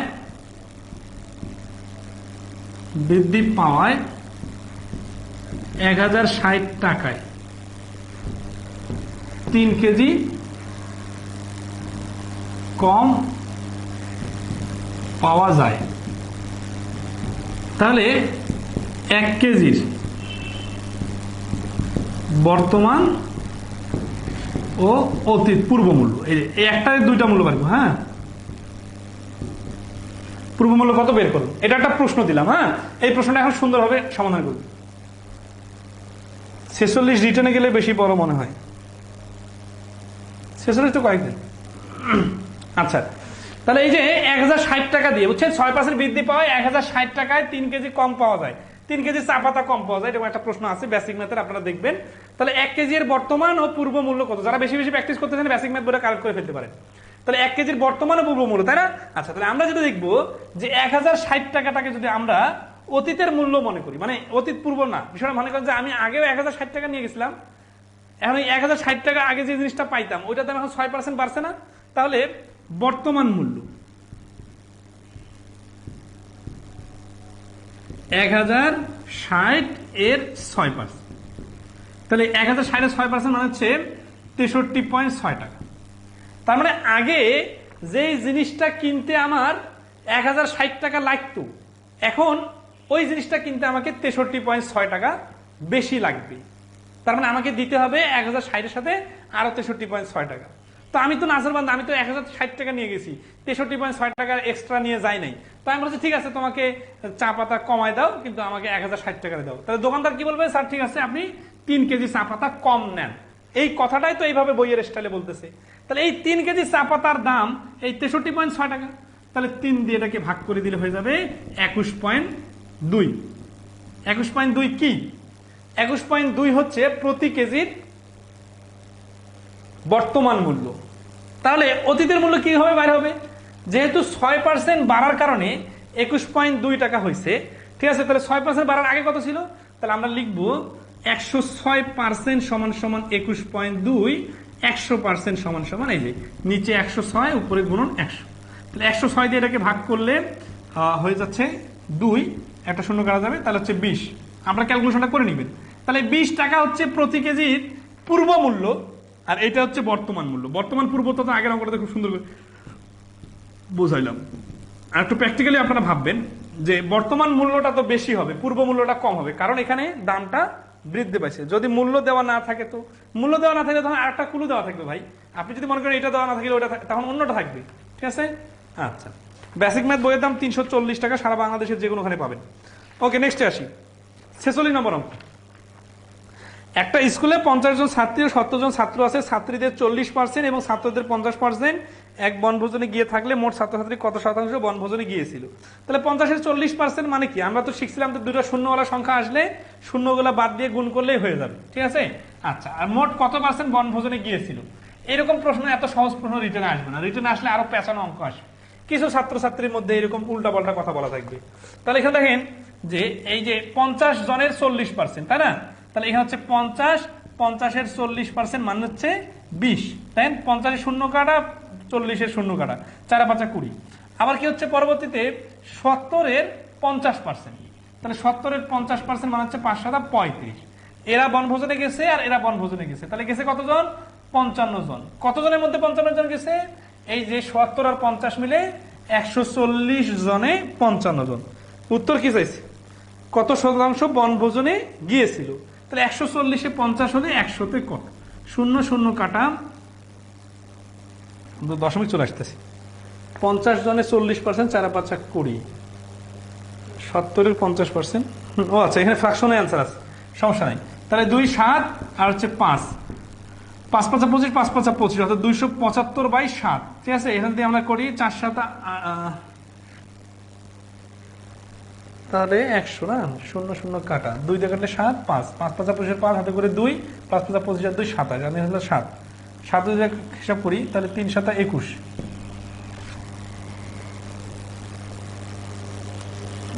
পার্সেন্টেজটা মিস্টেক দেওয়া আছে নাকি? 3-7 21 থাকছে 6 65, 7 লং 63 থাকছে 2।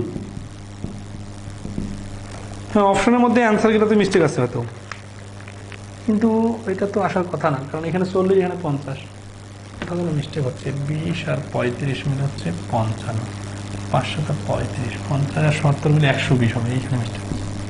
হ্যাঁ, 120 হবে। তাহলে শূন্য হচ্ছে 5 আর হচ্ছে 6, তাহলে 6, তাহলে 6 4-4 24, 3 35, 4-7 4 লং 5 30, 6/5। হ্যাঁ, 120 ছিল আর কি। আচ্ছা, নেক্সট, সমস্যা নেই, বাকিটা করে নিতে পারবেন আপনারা, ওটা সমস্যা হবে না। আসি নেক্সট, 47 নম্বর আমরা আপনারা পারবেন। দেখেন 47 নম্বর বলছে একটা শ্রেণীর 20 জন ছাত্রী ও 30 জন ছাত্র একটা বনভোজনের আয়োজন করলো। 30% ছাত্রী ও 40% ছাত্র বনভোজনে অংশগ্রহণ করলো। শতকরা কতজন ছাত্রছাত্রী বনভোজনে অংশগ্রহণ করলো? এটা একই রকম অঙ্ক, আপনারা করে নিতে পারবেন, ঠিক আছে। আচ্ছা, নেক্সট, এটা একটা খুব ইন্টারেস্টিং অঙ্ক। এখানে ডাবল ইকুয়েশনের কিছু অঙ্ক, মানে দুইবার ফ্র্যাকশন আসলে মানে পার্সেন্টেজ আসলে কিভাবে হবে এটা দ্রুত করা যাবে। 48 নম্বর অঙ্কটা দেখি, ঠিক আছে। 48 নম্বর বলতেছে, 47 নম্বরটা আপনারা করে নেবেন। হ্যাঁ, 48 নম্বর হচ্ছে যে একটা বিদ্যালয়ের 80% শিক্ষার্থী ছাত্রাবাসে অবস্থান করে। ছাত্রাবাসের সৌভাগ্যবান 60% শিক্ষার্থী একক কক্ষ পায়। যদি সৌভাগ্যবান শিক্ষার্থীর সংখ্যা 1200 হয়, তবে বিশ্ববিদ্যালয়ের মোট শিক্ষার্থীর সংখ্যা কত? ওকে, আমরা দেখি একটু।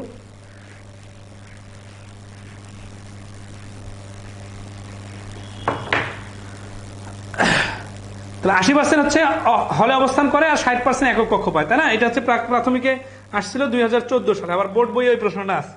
তাহলে এখানে আমরা 2-3 ভাবে করতে পারবো অঙ্কটা। জাস্ট আমি শর্টকাটটা দেখাই দিই, তারপরে বিস্তারিতটাও দেখাই দিব। কিরকম দেখেন, যে প্রথমে ধরি মোট শিক্ষার্থীর সংখ্যা হচ্ছে, এটা কিন্তু রিটার্নও করা যাবে, মোট হচ্ছে x জন। তাহলে প্রশ্ন মতে x এর 80%, এর 60% সমান সমান 1200। তাহলে এক্স সমান সমান কত, খেয়াল করেন। এগুলো না আমরা ক্যালকুলেশন করা যায়, কিন্তু আমরা ক্যালকুলেশন না করে ডাইরেক্ট এই পার্সেন্টেজটাকে ডান পাশে পাঠাই দিব। ওই ডান পাশে পাঠাই দিলে কে যেন বলছিলেন যে কখন নিচে 100 হয় আর কখন উপরে 100 হয়। সিরিয়াসলি খেয়াল করেন, যখন 80% নর্মালি লিখবো তখন নিচে 100 দিব, কিন্তু এইটা যদি ওই পাশে ফ্র্যাকশনটা কনভার্ট করি তাহলে ওটা তো উপরে চলে যাবে, তাহলে 100/80 হবে আর এখানে 100/60 হবে। আসলে এগুলো ছিল 60/100, 80/100, ডান পাশে যাওয়ার কারণে এরকম হয়ে গেল, ঠিক আছে। আচ্ছা, তাহলে 0 0 কাটা, এই 0 0 কাটা, 6 দুগুণা 12, 4 দুগুণা 18, 4 25, 25 100 হচ্ছে 25। এইভাবে করা সব থেকে সহজ, ঠিক আছে। যে এক্স ধরে এখন যদি 3-4টা ফ্র্যাকশনও আসতো, পার্সেন্টেজে আসতো, এক্স এর 80%, এর 60%, মনে করি যে আরো 20% একটা অংশ দেওয়া আছে, তাহলে ওটার 20% ইকুয়াল টু ধরে খুব ইজিলি করা যায়। তবে আরো একভাবে করা যায়, সেটা একটু খেয়াল করেন। আপনাদেরকে মনে আছে 20% এর 10% সমান সমান 2%। একইভাবে এখানে দুইটা পার্সেন্টেজ দেওয়া ছিল না, 80% এর 60%, তাহলে 80% এর 60% মান হচ্ছে 48%, 48%। তাহলে 48% এর মান যদি 1200 হয় তাহলে 100% এর মান হবে 25। এইভাবেও এই অঙ্কটা করা যাইতো, ঠিক আছে। তবে এক্স ধরে করাই সহজ বেশি, কারণ কাটাকাটি করতে ইজি হয়, তো এক্স ধরে করবেন। আচ্ছা, এখন আবার এখানে আরো বিস্তারিত কিছু দেওয়া আছে, শর্টকাট, এটা আপনারা নিজে থেকে দেখে নেবেন শীটের মধ্যে। কেউ কেউ এই অঙ্কটা বুঝতে পারেন না এরকম আছেন? সবাই তো পারতেছেন, মানিকালি 2500, সি নাম্বার আনসার। হ্যাঁ, তাহলে আমরা স্কিপ করি, পরের অঙ্কটাতে দেখি। 49 নম্বর। 49 নম্বরে বলছে যে এক ব্যক্তি শেয়ার ব্যবসায় 9 লক্ষ টাকা বিনিয়োগ করলেন। শেয়ার প্রতি লভ্যাংশ হিসেবে তার আয় 9 টাকা। 100 টাকা অভিহিত মূল্যের শেয়ার বাজারের দর 150 টাকা। ওই ব্যক্তির বাৎসরিক আয় কত? মানে 100 টাকা যদি হয়,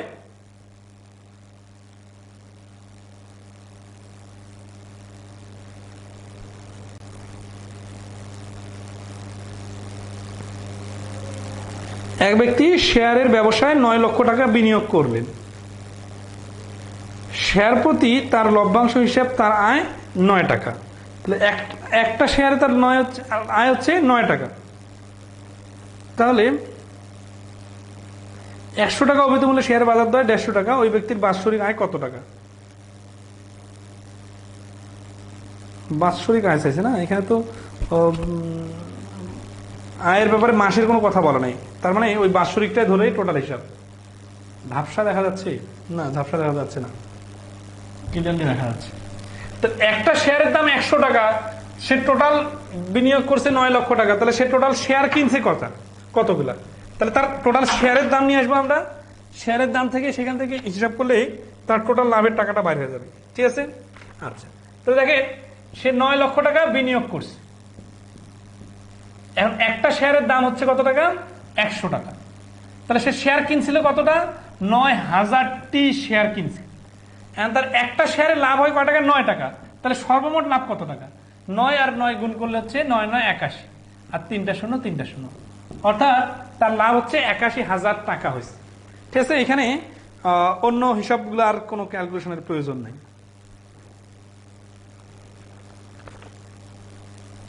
মোট শেয়ার বাইর করে নিতে, হ্যাঁ করে নিলে হবে স্যার। হ্যাঁ, মোট শেয়ার তো বাইর করতে হবে। মোট শেয়ার না বাইর করলে তো তার যে প্রতি শেয়ার প্রতি লাভ 9 টাকা, এটা তো শেয়ার প্রতি হিসাব না। এখন 9 লক্ষ টাকা দিয়ে সে কতগুলো শেয়ার কিনছে?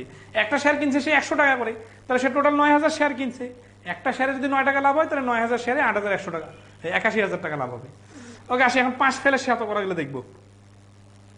50 নম্বর অঙ্কটা দেখেন। 5 ফেলে শতকরা গুলো সেটের মাধ্যমে বোঝানো সহজ।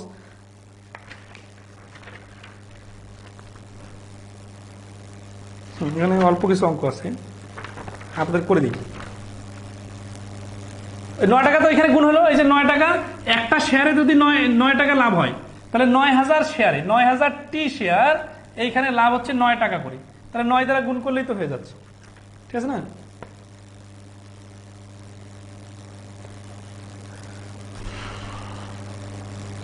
পঞ্চাশ নম্বর বলছে যে কোন পরীক্ষায় 20% পরীক্ষার্থী ইংরেজিতে, 18% পরীক্ষার্থী গণিতে এবং 11% পরীক্ষার্থী উভয় বিষয়ে ফেল করেছে।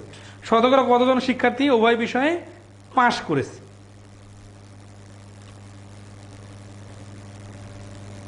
কোন পরীক্ষায় 85% পাশ করেছে। আচ্ছা, 11 নম্বরটা আগে দেখেন। সেট দিয়ে বোঝায়, এই অঙ্কগুলো সেট দিয়ে বোঝাতে বেশি সহজ। ঠিক আছে, এমনিতে লিখে লিখে করলে মনে হবে যে সহজ, কিন্তু উল্টাপাল্টা করবে। সেটের বিষয়টা একটু বুঝেন। দেখেন 51 নম্বর অঙ্কটা আগে দেখেন। এটা হচ্ছে একটা সেটের মধ্যে এই যে দুইটা বিষয়ের দুইজনকে দিলাম। এখানে বলছে কি যে কোনো পরীক্ষায় 85% পদার্থবিজ্ঞানে, তাহলে এই যে আয়তক্ষেত্রটা না, এটা হচ্ছে, এটা দ্বারা মোট বোঝাচ্ছি আমরা। আয়তক্ষেত্র দ্বারা হচ্ছে বোঝাচ্ছি মোট, তারপর হচ্ছে 85% পদার্থবিজ্ঞান। মনে করি এটা একটা সাবজেক্ট, এটা হচ্ছে 85%, তাহলে এটার নাম দিই পদার্থবিজ্ঞান। এটা হচ্ছে টোটালটা মিলে হচ্ছে 85, খেয়াল করেন টোটালটা মিলে 85।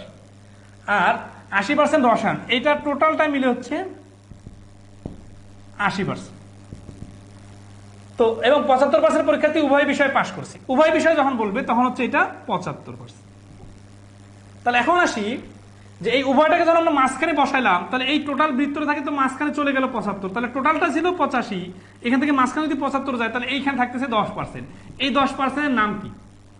এই 10%-এর নাম খেয়াল করেন, এটা টোটাল ছিল পদার্থবিজ্ঞানে, এর মধ্যে থেকে 75% রসায়নও পাশ করছে, তাহলে বাকি যে 10% এরা রসায়নও পাশ করে নাই, তাহলে এরা কি ফেল করছে? না, এরা হচ্ছে শুধু পদার্থবিজ্ঞানে পাশ করছে। তাহলে আমরা এইটাকে বলতে পারি, তাহলে আমরা এই কথাগুলোকে লিখবো আর কি এখন। ঠিক আছে, তাহলে শুধু সিরিয়ালি খেয়াল করেন, শুধু পদার্থ, এই 85 থেকে পদার্থ থেকে উভয়টা বাদ দিলে শুধু পদার্থ আসবে। শুধু পদার্থ বিজ্ঞানে পাশ করছে 10%, তাহলে শুধু রসায়ন বিজ্ঞানে পাশ করছে। তাহলে রসায়নের টোটাল ছিল 80, এখান থেকে এই 75 বাদ দিলে হয়ে যাবে 5%। তাহলে এই 10% হচ্ছে এক বিষয় পাশ, এই 5% হচ্ছে এক বিষয়ে পাশ। তাহলে এখন আসি উভয় বিষয় পাশ। উভয় বিষয় পাশ তো 75%। তাহলে প্রশ্নটা কারেক্ট যাবে না, দেখেন। তাহলে মোট 5 আর 75 মিলে 80, 80 আর 10 মিলে হচ্ছে 90%। তাহলে মোট দেখেন, খেয়াল করেন যে এইখানে এই 5% আর 10% পয়েন্ট দুটো একটু বুঝাই দিই।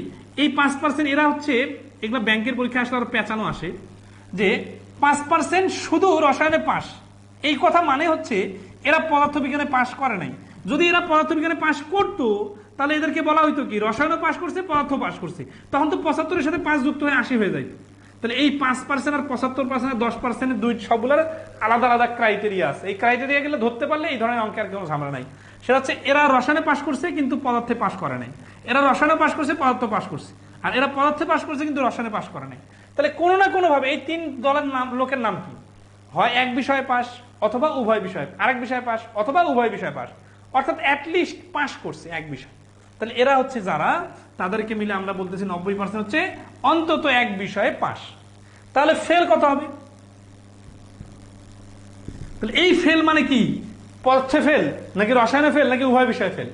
এইখানে অনেকের কনফিউশন তৈরি হয়, সেই কনফিউশনটা একটু দেখেন। ঠিক আছে, কনফিউশনটা কিরকম দেখেন, যে এই যে 5% যারা রসায়নে ফেল করছে, পাস করছে শুধু রসায়নে, এই 5% কিন্তু পদার্থে ফেল করছে। যদি পদার্থে ফেল না করতো তাহলে তো এই 5%-এর নাম হইতো পদার্থ রসায়ন দুইটাতে পাস করছে। সিরিয়াসলি খেয়াল করেন, এই কে যেন বলছেন 10% বুঝি নাই। ঠিক আছে, আচ্ছা, তাহলে এই 10% বিষয়টা একটু বোঝাই, যে এই 10% যারা পদার্থে পাস করছে, শুধু পদার্থে পাস করছে, এই শুধু পদার্থ কথাটা একটু প্র্যাকটিক্যালি বুঝতে হবে। শুধু পদার্থ পাস তার মানে রসায়নে ফেল। তাহলে এই 10% কিন্তু রসায়নে ফেল করছে। যদি রসায়নে পাস করতো তাহলে এর নাম কি হয়ে যেত? এর নাম হয়তো পদার্থতেও পাস, রসায়নেও পাস। তখন এই তো আর এখানে থাকতো না, এই তো 75-এর সাথে মিলে যেত। তাহলে এই 75 কি আর 10 কি, এই দুটা পার্থক্য বুঝতে হবে। তাহলে বিষয় হচ্ছে কি, এই 75 হচ্ছে কোনো বিষয়ে ফেল করে নাই, তার মানে উভয় বিষয়ে পাস। আর এই 10 হচ্ছে এক বিষয়ে পাস, এক বিষয়ে ফেল, তার মানে আমরা তো একে পাসও বলতে পারি, ফেলও বলতে পারি। আর এই 5 হচ্ছে এক বিষয়ে পাস, রসায়নে পাস, অটোমেটিক্যালি ফিজিক্সে কিন্তু ফেল। তো আমরা এই 3 গ্রুপ মিলে একটা জোট বানাই ফেললাম। এই জোটটার নাম হচ্ছে কি, কোনো না কোনো বিষয়ে পাস, মানে এদের কোনো ফেল, উভয় বিষয়ে ফেল নাই। তাহলে এরা বাদে এই বৃত্তের বাইরে যারা অবস্থান করবে এদের নাম কি এক বিষয়ে ফেল হবে? অবশ্যই না, কারণ বৃত্তের ভেতরে যারা আছে তারাও তো অনেকে আছে যারা এক বিষয়ে ফেল করছে। তাহলে এরা হচ্ছে বৃত্তের বাইরে যারা আসবে তারা হচ্ছে এই বৃত্তের পাশের বৃত্তটাকে টাচ করতে পারতেছে না, তার মানে এরা উভয় বিষয়ে ফেল। তাহলে এইখানে আমরা শুধু ফেল না লিখে লিখবো উভয় বিষয়ে ফেল। ঠিক আছে, উভয় ফেল কি, এই টোটাল 100% ছাত্রছাত্রী থেকে 90 বাদ দিলে 10% হচ্ছে উভয় বিষয়ে ফেল। ঠিক আছে, ওকে। এখন এগুলাকে এক লাইনে লেখা যায়, সেই লাইনটার সিস্টেমটা দেখেন। সিস্টেমটা হচ্ছে আমরা এখানে দেখেন তো 2 বার 75-কে বিয়োগ করলাম না, এগুলো কাহিনী না করে যদি আমরা এরকম করতাম যে 80 হচ্ছে, দেখেন এই টোটাল বৃত্তটা হচ্ছে 80 আর এই টোটাল বৃত্তটা হচ্ছে 85, তাহলে এই দুটো যোগ করব, যোগ করে যেটা ওভারল্যাপিং হচ্ছে ওইটা বাদ দিয়ে দিব, তাহলে যেগুলো বাইর হবে এই বৃত্তের ভেতরে টোটাল কতগুলো লোক আছে সেগুলো বাইর হবে, এগুলো হচ্ছে 90%। তাহলে এদেরকে বাদ দিতেছি 100% থেকে না, তাহলে 100টা সামনে লিখে দিলে তো ডাইরেক্ট এক লাইনে অঙ্কটা হয়ে যাচ্ছে। এক লাইনে অঙ্কটা হচ্ছে এইটার মান হচ্ছে 90 আর এখান থেকে 100 থেকে 90 গেলে হচ্ছে 10%, এই 10% হচ্ছে অ্যান্সার। তাহলে এইভাবে অনেক বইয়ে বা অনেকে এইভাবে ডাইরেক্ট আপনার অ্যান্সার দেখা দিবে, কিন্তু প্রতিটার ভেঙে চুরে ব্যাখ্যা না বুঝলে সমস্যা হবে। ঠিক আছে, ওকে আসি নেক্সটে।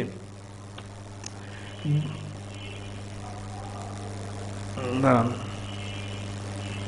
53 নম্বর আমরা দেখি।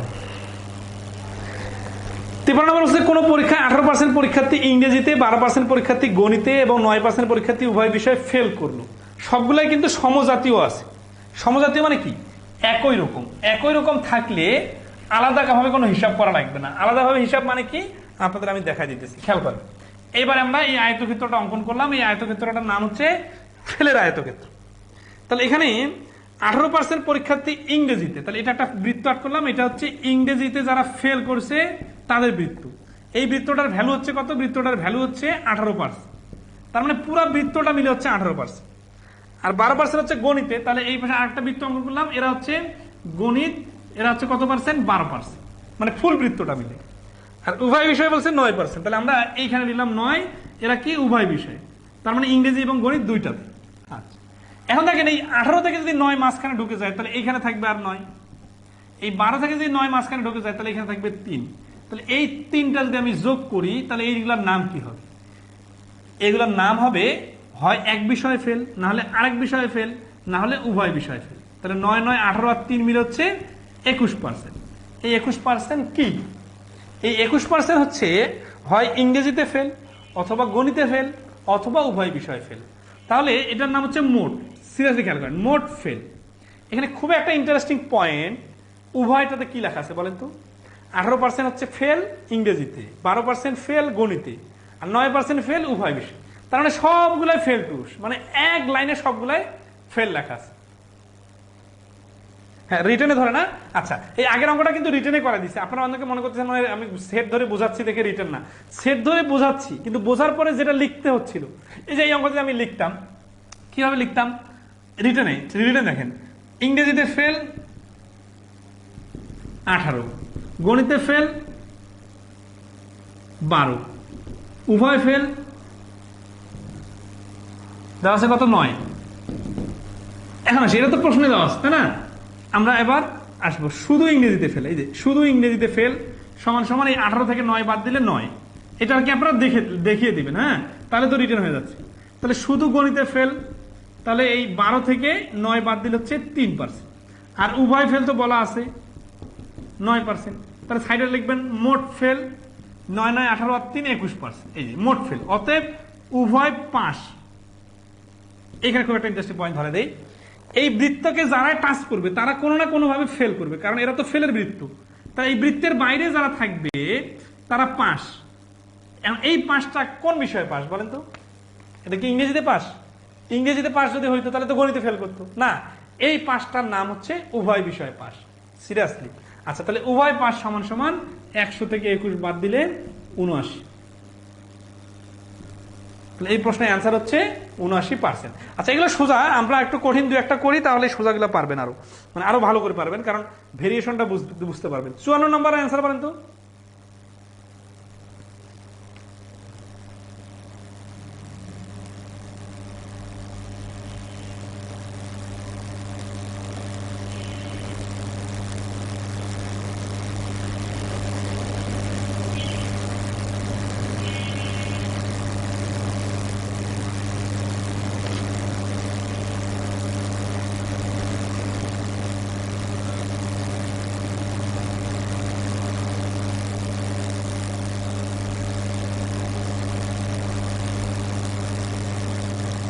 এটা আছে কত? 54 নম্বর। হ্যাঁ, শীটে রিটার্ন দেওয়া আছে। এই তো একবার ইকবাল হোসেন বলছেন যে শীটে তো সুন্দর করে রিটার্ন দেওয়া আছে।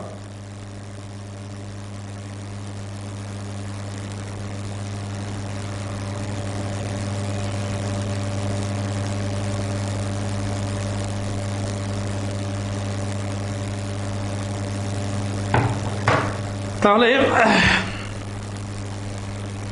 সবাই পারতেছেন, তাহলে আমরা একটু ভেরিয়েশন দেখি। হ্যাঁ, আচ্ছা, এবার আসি আমরা ভেরিয়েশনে। এই প্রথম প্রশ্নটা যেটা স্কিপ করছিলাম 53 নম্বর অঙ্ক, ওইটা এখন করবো। ঠিক আছে,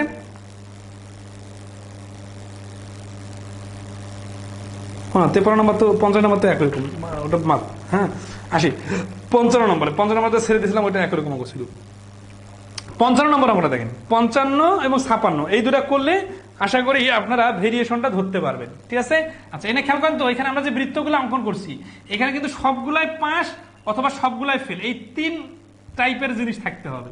যদি কোনো উল্টাপাল্টা থাকে তাহলে ওকে আগে সাইজ করে নিতে হবে। কিরকম দেখেন, এই প্রশ্ন দেখেন 56 নম্বর প্রশ্নটা পড়েন, সরি কত নম্বর, 55 নম্বর। 55 নম্বর বলতেছে কি যে কোনো বিদ্যালয়ে একটি পরীক্ষায় 70% শিক্ষার্থী গণিতে এবং 80% শিক্ষার্থী বাংলায় পাশ করেছে, কিন্তু 10% শিক্ষার্থী উভয় বিষয়ে ফেল করেছে। যদি উভয় বিষয়ে 360 জন শিক্ষার্থী পাশ করে থাকে তবে ওই বিদ্যালয়ে কতজন পরীক্ষার্থী পরীক্ষা দিয়েছে। এই অঙ্কটা আমরা একটু সময় নিয়ে ভেঙে ভেঙে বুঝবো, written, shortcut, practical logic, Venn ডায়াগ্রামের কিভাবে চিত্র অঙ্কন করতে হয় পুরোটা দেখা দিব। আপনারা একটু ধৈর্য সহকারে শুনবেন, এই অঙ্কটা পারলে আগের সবগুলা কথা চলে আসবে। তাহলে এখানে হচ্ছে 70% গণিতে, সিরিয়াসলি হ্যাঁ, গণিতে পাস, এটা কিন্তু পাস 70%, আর বাংলায় পাস 80%, এরা হচ্ছে পাস। কিন্তু লেস ঝামেলা করে দিছে, উভয় বিষয়ে ফেল 10%। এই যে এখানে কিন্তু এটা হচ্ছে ফেল বললো, এদেরকে বললো পাস আর এটা বললো ফেল। এই যে যখনই দুটা বিপরীতমুখী জিনিস হবে তখন কি সমস্যাটা হবে আমি একটু দেখা দিই। এই যে এখানে যখন আপনি ভেনচিত্র অঙ্কন করতে যাবেন আপনাকে আগে উভয়টাকে ফোকাস করতে হবে। তাহলে উভয়টাকে আপনি ফোকাস করে এখানে দিয়ে দিলেন 10%, তাহলে এই 10% নাম কি ফেল। তাহলে এই যে বৃত্তগুলো আপনি পাচ্ছেন, এই দুটা বৃত্ত উভয় পাশের ভিতরে কি উভয় ফেল আছে? না, অবশ্যই এই বৃত্তগুলোর নাম এখন হয়ে গেছে ফেলের বৃত্ত। তো আপনাকে তো কুলু দেওয়া হয়েছে পাশের কুলু, আর উভয়টা দেওয়া হলো ফেল, তো আপনি তো এই পাশের ভিতরে ফেল দুটা পাবেন না। এই কারণে যেটা করতে হবে, এই বৃত্তটার নাম এবার দিতে হবে ফেলের বৃত্ত, এই বৃত্তটার নামও দিতে হবে ফেলের বৃত্ত, কারণ দুই ফেলের বৃত্ত একসাথে ওভারল্যাপিং হয়ে গেছে উভয় ফেল। তাহলে এটা যেহেতু ফেল, এটা যেহেতু ফেল, আচ্ছা এই ফেলের কথা তো আমরা আগেও শুনছি, তাহলে এখানে ঝামেলাটা কোথায়? আগের বার এই ফেল ছিল, এই ফেল ছিল, মাঝখানের উভয়টাও কিন্তু ফেলে দেওয়া ছিল, তার মানে তখন সবগুলোই ফেল দেওয়া ছিল। এবার দুইটা পাস আর একটা ফেল, মানে ভিন্ন গ্রুপ দেওয়া আছে। এই কারণে আমরা সবগুলোকে এক জাতীয় গ্রুপ বানাবো। এক জাতীয় গ্রুপ বানানোর জন্য কাকে ফোকাস করতে হবে? এই দেখেন এইখানে পাস বললে কিন্তু হবে না, উভয় বিষয়ে 10% ফেল, তার মানে উভয় বিষয়ে 90% পাস, এইভাবে বোকামি করা যাবে না। সবসময় উভয়টাকে এখানে লিখে সিঙ্গেল গুলোকে আনতে হবে। তাহলে দেখেন এখান থেকে গণিতে ফেল সমান সমান এই যে 100% যদি টোটাল হয়, এখান থেকে 70% বাদ দিলে 30%। বাংলায় ফেল সমান সমান 100 থেকে 80 বাদ দিলে 20। তার মানে এই যে এইখান থেকে 80 আর 70 আছে না, এখান থেকে আমরা 30 আর 20% আলাদা করে বাড়ি করে নিলাম। এরা কারা? এরা হচ্ছে এক বিষয়ে ফেল। তাহলে আমরা এই বৃত্তটার নাম দিলাম বাংলা, সরি গণিত, হ্যাঁ, আর এই বৃত্তটার নাম দিলাম বাংলা। এখন যেহেতু এখানে উভয় ফেল দেওয়া আছে, তাহলে আমরা এই গণিতে ফেল দেখতেছি 30 আছে, আর বাংলায় ফেল দেখতেছি আমরা আছে 20। তাহলে আমরা এবার এই বৃত্তটার নাম দিয়ে দিব 30% গণিতে ফেল। এখান থেকে যদি 10% ওই ফেলে চলে যায় তাহলে বাকি থাকবে 20%। এই 20 মানে 30 থেকে 10 উভয়, আর 20 হচ্ছে সিঙ্গেল। তাহলে আমরা কিভাবে বলতে পারি বিষয়টাকে? বলতে পারি উভয় বিষয়ে ফেল করছে 10%, আর শুধু গণিতে ফেল করেছে 20%। এই কথাটা লিখে দিলে কিন্তু লিখিত হয়ে যাবে, আর এই কথাগুলো সুন্দরভাবে শিটে লেখা আছে। আপনারা তারপরে অনেকে আমার খাতা মানে বোর্ডে সুন্দর করে করে নোট করে যান, ওইভাবে সময় নাই, ঠিক আছে? আচ্ছা, তাহলে এই 20%টাই হচ্ছে উভয় মানে শুধু গণিতে ফেল। আচ্ছা, এবার আসি আমরা এই বৃত্তটার নাম হচ্ছে বাংলায় ফেল। এখানে টোটাল হচ্ছে 20%, আছে উভয় 10%, তাহলে এইখানে আমরা দিলাম 10%।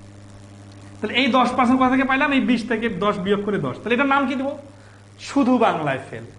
আচ্ছা বলেন তো, এই 10% কে এর সাথে গণিতের কি সম্পর্ক? যদি বলি এই 10% বাংলায় বাদ, গণিতের হিসাব কি, তাহলে কি হবে কথাটা?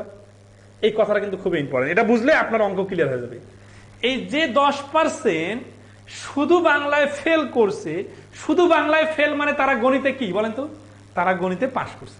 তাহলে এই প্রশ্ন থেকে যদি আমি আপনাকে এভাবে বলি যে এই অঙ্ক থেকে বাইর করেন কত পার্সেন্ট ছাত্র শুধু গণিতে পাস করেছে, আপনি তো অঙ্ক খুঁজেই পাবেন না। শুধু গণিতে পাশ করেছে, কোথায় আছে? কোথাও দেওয়া নাই। ঠিক আছে, এই জিনিসটা অনেকে বুঝে না, যে যারা শুধু গণিতে বাংলায় ফেল করছে, শুধু বাংলায় ফেল করা মানেই হচ্ছে ওরাই গণিতে পাশ করছে, কিন্তু এই কথাটা বলা থাকে না। তাহলে বিষয়টা প্র্যাকটিক্যালি এরকম যে হাফ গ্লাস খালি আছে এই কথা মানে যা, হাফ গ্লাস পানি পূর্ণ আছে মানেও কিন্তু তা। তাহলে একই কথা কোন ভাবে ভাবতেছেন সেটা ইম্পর্টেন্ট। ঠিক আছে, ওকে। তাহলে আমরা আসি, তাহলে এই 30 থেকে এখানে 20 আর 10, এখানে 10, তাহলে এইবার যদি আমরা যোগ করি তাহলে হয়ে যাবে 40। তাহলে মোট ফেল হলো 40। তার মানে বৃত্তের ভেতরে আছে 40% লোক যারা হয় বাংলায় ফেল, অথবা গণিতে ফেল, অথবা উভয় বিষয় ফেল। তাহলে বৃত্তের বাইরে যারা আছে তারা কত পার্সেন্ট? 60%। অঙ্কটা তুলে দেন। মোট পাস, সরি এটা মোট পাস না, কিন্তু এটা হচ্ছে উভয় বিষয়ে পাস। উভয় বিষয়ে পাস। এই যে 60% থেকে 100 থেকে যদি 40 বাদ দিয়ে দেয় তাহলে 60%। এই 60% হচ্ছে কোন বিষয়ে পাস? এখানে কিন্তু কনফিউশন তৈরি হতে পারে অনেকের। সেটা মনে হতে পারে যে 60% মনে হয় বাংলায় পাস বা ইংলিশে পাস। না, এই 60% হচ্ছে উভয় বিষয়ে পাস। কারণ সিঙ্গেল পাসগুলো তো এখানে দেওয়াই ছিল 70-80। আর একটু প্র্যাকটিক্যালি ভাবি যে বৃত্তের বাইরে যারা আছে তারা তো কোনোভাবে কোনো সাবজেক্টে ফেল করে নাই, তারা কোনো না কোনো সাবজেক্টে ভাবে সব সাবজেক্টে পাস করছে। তাহলে এখন আমরা লিখবো যে 60%, আচ্ছা 60%। ওকে, উত্তর কি দেওয়া আছে এখানে? 240 কতজন? 360 জন শিক্ষার্থী পাস করে থাকে উভয় বিষয়। তাহলে 60% ইকুয়াল টু 360 জন।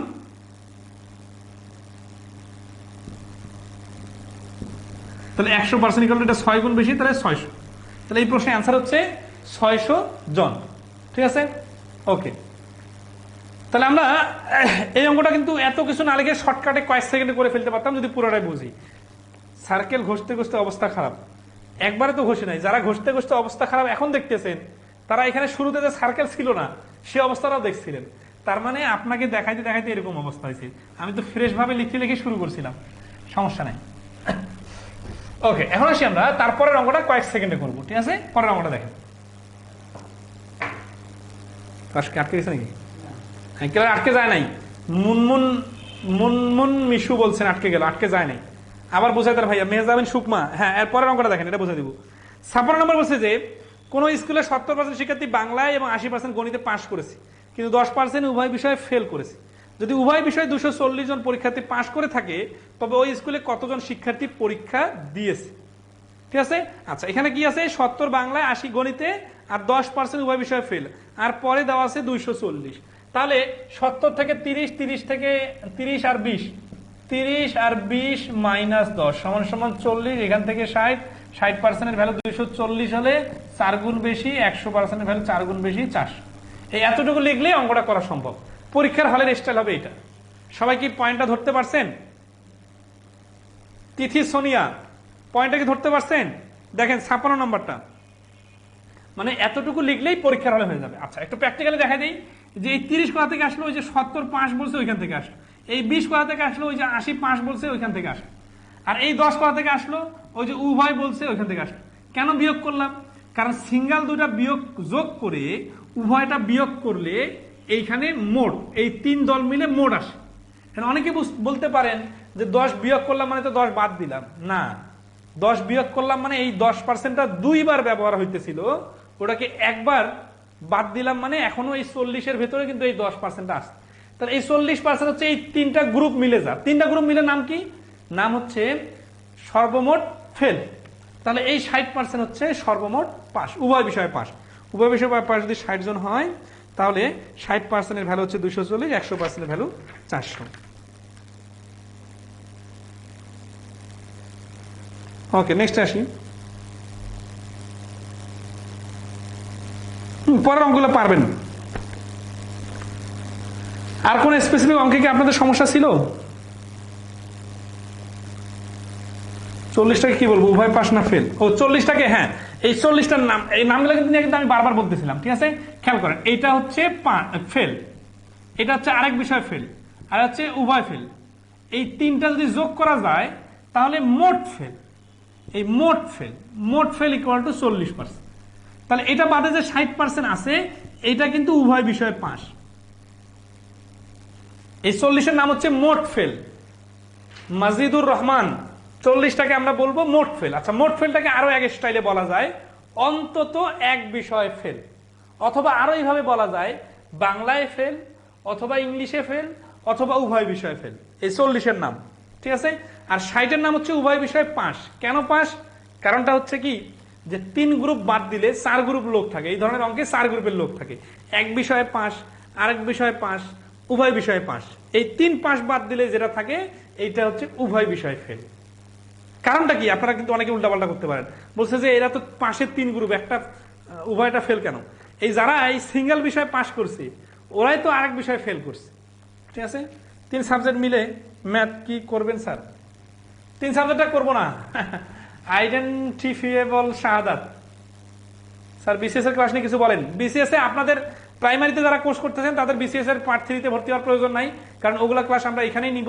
তবে ওই বিসিএস এর জন্য একটু টাফ লেভেলের ম্যাথগুলো করাই দিব, বাট প্রাইমারির কোর্সে আপনাদের বীজগণিত জ্যামিতি খুব দ্রুত শুরু হবে, ঠিক আছে, টেনশনে কিছু নাই। বর্গ এর ধৈর্য যদি শতকরা কত বৃদ্ধি চায় একটু বুঝান স্যার। বর্গকারের দৈর্ঘ্য যদি শতকরা কত? আচ্ছা ঠিক আছে, বিজয় রহমান আপনার অ্যান্সারটা দিতেছি। ওকে, হ্যাঁ, এখন কারো কোনো প্রবলেম থাকলে আপনারা প্রবলেমের অঙ্কগুলো বলেন, অথবা আমাকে একটু হিন্টস দেন, আমি অঙ্ক বানাই বলতে পারবো। আমি কিন্তু নিজে বই লিখি, তার মানে আমি ক্লাস অঙ্ক মানে শিট ছাড়াই শত শত অঙ্ক করা দিতে পারবো। জাস্ট আমাকে টাচ দিবেন যে কোন ধরনের অঙ্ক আপনার দরকার। মানিক আলী স্যার, কখন সরাসরি 100 এবং কখন উল্টা 100 একটু বুঝায় বলেন। ওকে, আপনার এই প্রশ্নে অ্যান্সার দিব আজকে। হ্যাঁ, যারা যারা আপনাদের প্রশ্ন আছে করেন, আমি দেখতেছি। বিজয় রহমান আপনার প্রশ্নটা দেখেন, ঠিক আছে। এই যে এইখানে একটা বর্গ আছে, হ্যাঁ, এই বর্গটার দৈর্ঘ্য হচ্ছে 100, এটা প্রস্থ হচ্ছে 100, তার মানে এক বাহু 100। এখন এটা 10, এটা একটু বাড়ানো হয়েছে, এটা একটু বাড়ানো হয়েছে। বলছে কি যে ক্ষেত্রফল 69% বেড়ে গেছে। তাহলে মানে ক্ষেত্রফল মানে কি, যে এটা একটা পুরাটা ক্ষেত্রফল ছিল, এই ক্ষেত্রফলের থেকে এই বড়টার ক্ষেত্রফল 69% বেশি ক্ষেত্রফল। কিন্তু বলছে এক বাহু কত বাড়ানো হয়েছে। তাহলে এই প্রশ্নটা কিভাবে করব? দেখেন, যে এখানে আমরা এই যে 100 আছে না, 100 আর 100, এখান থেকে আমরা 100 ধরে করতে পারি, অথবা 10 ধরে করা যায়। আচ্ছা, তাহলে আমরা হিসাবের সুবিধার্থে আমি আগে 100 ধরে করে দিই। তাহলে ধরা আছে যে প্রথমে 100, তাহলে ছোটটার ক্ষেত্রফল হবে 10,000, আর বড়টার ক্ষেত্রফল 69% বেশি, মানে কি এই 10,000-এর 69%। তাহলে 10,000 এর 169%। 169 কেন?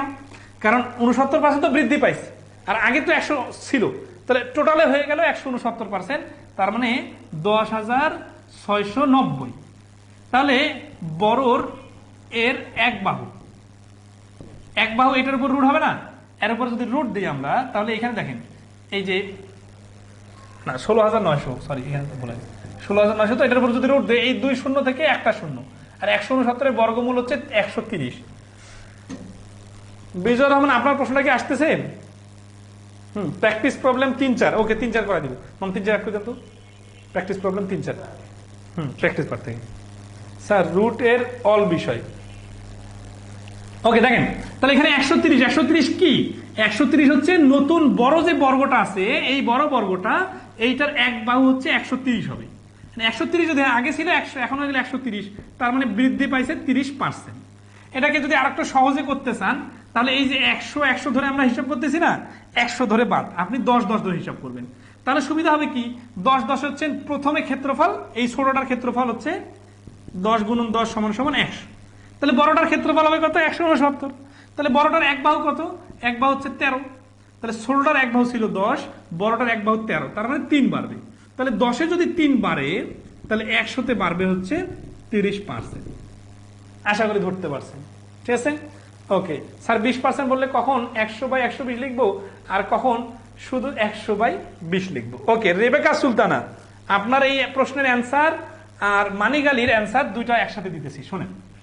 হ্যাঁ, আপনারাও একটু শোনেন। একজন বলছে যে কখন উপরে 100 হয়, 100/80 হয়, কখন 80/100 হয়। এটা একটা প্রবলেম একজনের।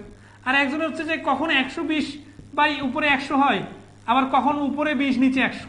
তার মানে শুধু 20 আর 120 নিয়ে ঝামেলা। পয়েন্ট টু বি নোটেড, ঠিক আছে। আচ্ছা, 3-4 নম্বর প্র্যাকটিস না। আচ্ছা, প্র্যাকটিস পারে যদি আর কারো কোনো সমস্যা থাকে নাম্বার বলেন, আমরা করে দিব। প্রশ্ন আর খুঁজে পাইলেন না, 3-4 এগুলা সমস্যাওয়ালা প্রশ্ন।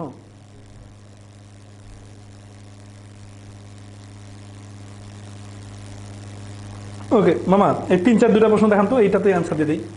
হ্যাঁ, 3 নম্বর প্রশ্ন দিচ্ছেন, দুটো একসাথে দিচ্ছেন না? আচ্ছা আচ্ছা, আপনারা একটু সেটা দেখেন, আপনারা একটু স্ক্রিনে দেখেন যে 3 এবং 4 নাম্বার প্রশ্ন, যারা এই আগের যে এই প্রবলেমটা সলভ হচ্ছিল না, মানিক আলী এবং হচ্ছে আরেকজনের জানি দেখলাম রেবেকা সুলতানা, আপনাদের দুইজনের প্রবলেমটা এই অঙ্ক দুটাতে সলভ আছে। ঠিক আছে, এই অঙ্ক দুটা করে দিতে গেলে আপনার যে কথাগুলো যে কখন উল্টে যায়, কখন সরাসরি হয়, আর কখন কম হয় বেশি হয়, এটা আমরা বুঝাই দিতেছি। ঠিক আছে। আচ্ছা, 3 নম্বর প্রশ্ন বলতেছে, জাহেদ 10% কমিশনে একটি বই ক্রয় করে, দোকানিকে 180 টাকা দিল, বইটির প্রকৃত মূল্য কত? তাহলে এই প্রশ্নের অ্যান্সার হচ্ছে 180 গুণন 100/90, এই যে 200। এখন এইখানে একটা খুব ইন্টারেস্টিং পয়েন্ট, যে এখানে 100/90 কেন হলো? মানে গেলে আপনার এই যে ঝামেলা ছিল না যে 100 কোথায় কেন নিচে যায়, কেন উপরে যায়, এইখানে আপনার প্রশ্নের অ্যান্সার আছে।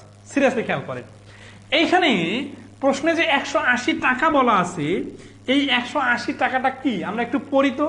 বলছে জাহেদ 10% কমিশনে, তার মানে 10% কমিশন মানে 10% ছাড় বা ডিসকাউন্ট। তাহলে একটা বইয়ের দাম হচ্ছে এই টাকাটা, এই টাকাটা থেকে 10% কমিশন মানে 10% বাদ যাবে, বাদ যে এই টাকাটা একটু ছোট হয়ে যাবে না? আচ্ছা, ছোট হয়ে যাবে। এখন বলেন যে এইখানে যদি 180 হইতো, সিরিয়াসলি যারা যারা কম বোঝেন একটু খেয়াল করেন, যে এইখানে যদি 180 হইতো,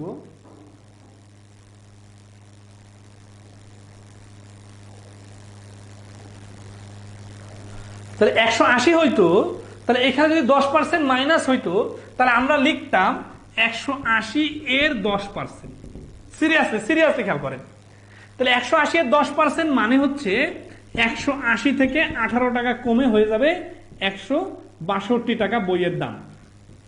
যদি এইভাবে বলতো যে বইটার দাম গায়ে লেখা আছে 180 টাকা, এখন আপনি 10% ছাড় দেন। রেবেকা সুলতানা, আপনি যে বলছিলেন যে 10% কখন, খেয়াল করেন, এই যে 10% আমরা বাইর করলাম, এটা কিন্তু অ্যান্সার বাইর হয় নাই। এই 10% বাইর করলে আমাদের 18 বাইর হয়েছে। তার মানে আমরা যদি ছাড় কত দিব এটা বাইর করতে বলি, তাহলে আপনি শুধু 10% মান বাইর করবেন। আবার যদি বলি 10% ক্ষতি হয়েছে, তাহলে আমরা কিন্তু এই 10% মান 18 বাইর করবো। তার মানে ক্ষতি হয়েছে 18 টাকা। বাট এটা যদি এভাবে বলে যে ক্ষতি হওয়ার পর নতুন দাম কত, তখন হবে কি, তখন এই 18 লিখলেই শুধু হবে না, তখন 180 মাইনাস 18 সমান সমান 162। তার মানে এই 162-র নাম কি? 162-র নাম হচ্ছে বিক্রয় মূল্য। 10% ক্ষতিতে বিক্রয় মূল্য 162। তাহলে এই কথাটাকে আমরা যদি ডাইরেক্ট লিখতে চাইতাম, তাহলে কিভাবে লিখতাম, যে 180 এর 90%। এই আগামী ক্লাসে লাভ ক্ষতির ক্লাসে কিন্তু এগুলো খুব আসবে। তাহলে দেখেন, কখন 10%, কখন 90%? যখন বলতেছে শুধু ক্ষতি কত, তখন শুধু ক্ষতি 10%। আর যখন বলতেছে বিক্রয় মূল্য কত, তখন হচ্ছে কি আমার জিনিসটার দাম তো শুরুতে ছিল 100%, এখানে আমার 10% কমে গেল, তারপর হয়ে গেল 90%। তাহলে আমরা যদি বিক্রয় মূল্য চাই, তার মানে এটা বাড়ি করতে বলতেছে, তাহলে এটা তো 90%। এই জন্য আমি যদি ডাইরেক্ট লিখতে চাই, তাহলে 100% এর এই 180 এর 90% লিখলে হবে। তাহলে এখানে হচ্ছে 90% লিখবো। আর যদি বলে ক্ষতি কত, তখন আমরা শুধু 180 এর 10% লিখবো। তাহলে আশা করি এখন যদি এখানে যদি লাভ হইতো, তাহলে 110% লিখতাম। তাহলে ওই যে আপনার প্রশ্নের অ্যান্সার ছিল যে 20% কখন আর 120% কখন, এটা ডিপেন্ড করে যে আপনাকে বাড়ি করতে বলতেছে কি। যদি বাড়ি করতে বলে শুধু লাভ, তখন শুধু 20%। আর যদি বলে যে লাভ সহ বিক্রয় মূল্য কত, তার মানে 100%টা যোগ হয়ে যাবে, তখন 120% হবে। আচ্ছা, এবার মানিক আলী ভাই, আপনার যে প্রশ্নের অ্যান্সারটা ছিল যে কখন উপরে 100 আর কখন নিচে 100, তাই না? আচ্ছা, খুব ইন্টারেস্টিং একটা পয়েন্ট খেয়াল করেন, যে যখন আমি এখানে 180 ক্রয় মূল্য দেওয়া আছে, তখন আমি কি করতেছি, 180 এর বিক্রয় মূল্য বাড়ি করব, তখন আমি লিখবো 90%, মানে উপরে 90 নিচে 100। অর্থাৎ যে কোনো সংখ্যার পার্সেন্টেজ বাড়ি করতে চাইলে এই পার্সেন্টেজ মানে হচ্ছে উপরে 90 নিচে 100, এইভাবে হিসাব। কিন্তু এইভাবে করলে যেটা বাইরে হবে 162। তার মানে সংখ্যা যখন প্রশ্নে দেওয়া থাকবে, অথবা প্রথমের যেটা 100% ওইটার ভ্যালু দেওয়া থাকবে, তখন নর্মাল এভাবে হিসাব, যেভাবে আমরা গতানুগতিক ভাবে করি। কিন্তু এই প্রশ্নটা শতকরার উপর আর কোনো ক্লাস নাই, পরবর্তীতে যেটা করবো সলভ ক্লাস, যত প্রবলেম আছে দিবেন আমি সলভ করে দিব, ফান্ডামেন্টাল আর ক্লাস নাই। ঠিক আছে। আচ্ছা, এখন আসি, যদি এখন এখানে এই 180টা এইখানে দেওয়া না থাকে, যদি এইখানে দেওয়া থাকে, তাহলে ভাষাটা কেমন হবে? এই অঙ্কটা কিন্তু 3 নম্বরে এটাই বলছে, 3 নম্বরে কিন্তু এইটা দেওয়া আছে যে জাহেদ 10% কমিশনে একটা বই, ঠিক আছে, কিনলো, কি বই ক্রয় করে দোকানিকে 180 টাকা দিল। তার মানে এই 10% ছাড়টা কিন্তু 180 থেকে দিতেছে না, 100 একটা অজানা দাম থেকে, এটা একটা অজানা দাম, এই দামটা থেকে 10% ছাড় দেওয়ার পরে 180 হলো। তার মানে ছাড় দেওয়ার আগে অবশ্যই 180 থেকে বেশি ছিল। তাহলে এই দামটাকে আমরা জানি, জানি না, তাহলে আমরা কি করব, এই দামটার নাম নিব এক্স। সিরিয়াসলি খেয়াল করেন, এখন বলতো 10% ছাড় কি এক্স থেকে দিবে নাকি 180 থেকে দিবে? অবশ্যই এক্স থেকে দিবে। তাহলে আমরা লিখবো কিভাবে, লিখবো এক্স মাইনাস এক্স এর 10% ইকুয়াল টু 180। তার মানে এক্স থেকে এই ডিসকাউন্টের 10% যদি ছাড় দেওয়া যায় তাহলে 180 হয়। তাহলে এই কথাটাকে আমরা যদি একটু শর্টকাটে বলতে চাই, কারণ এক্স মানে তো 100%, তাই না? তাহলে 100 থেকে 10% চলে গেলে আমরা লিখতে পারি এক্স এর 90% ইকুয়াল টু 180। মানে গেলে ভাই আপনি কিন্তু গত কয়েকদিন ধরে এই প্রশ্নটা করতেছেন যে কখন উপরে 100 কখন নিচ্ছেন 100। অন্যরা একটু খেয়াল করেন, তাহলে আপনাদের কনফিউশনটা দূর হবে। এবং স্মার্টলি দ্রুত করতে গেলে অনেকে দ্রুত করতে পারে কিন্তু করে না, কারণ কি, কোথায় যেন ভুল হচ্ছে। ভাই কিভাবে শিখছেন, কোথায় যেন ভুল হচ্ছে, এটা আপনার ক্লিয়ার না, আমার কাছে নিয়ে আসেন তো, একটা কনফিডেন্টলি বলবো যে এটা অ্যান্সার, এটা অ্যান্সার। কারণ কি, কারণ অনেকবার করতে করতে আমার হ্যাবিচুয়েট হয়ে গেছে, তো আপনাদের হ্যাবিচুয়েট হইতে হবে, ঠিক আছে? ওকে, তাহলে এক্স এর 90% কেন, কারণ এই -10% করতে না যে আমি ডাইরেক্ট লিখতে যাচ্ছি এক্স এর 90% ইকুয়াল টু 180। এই ঝামেলাটা কখন হচ্ছে, যখন প্রথম দামটা দেওয়া নেই। আর এই এর মানে তো গুণ চিহ্ন, তাহলে এটা মানে কি এক্স গুণন 90/100। দেখেন যতক্ষণ পর্যন্ত পার্সেন্টেজ আছে ততক্ষণ পর্যন্ত কিন্তু 90/100 ইকুয়াল টু 180। তাহলে এবার আমরা লিখবো অতএব এক্স ইকুয়াল টু, এই যে দেখেন 90/100টা এই পাশে আছে এক্স এর পাশে, এইটা যদি আমি ডান পাশে পাঠাই দিই তাহলে কি লিখবো, 180 আগে থেকে আছে, এই ফ্র্যাকশনটা ডান পাশে যে উপরে 100 নিচে 90 হবে। এইটা আমরা কাটাকাটি করলে হয়ে যাচ্ছে 200। এই যে দেখেন আমি যখন প্রথমে অঙ্কটা করছিলাম তখন এতটুকু লেখা লিখছিলাম, তাহলে এই অঙ্কটা যদি আমি ডাইরেক্ট করতে চাই অ্যান্সার, তাহলে আমরা দেখবো কি 180 গুণন 100/90। এখন আপনি বলেন উপরে 100/90 এটা কি লেখার কোনো সিস্টেম?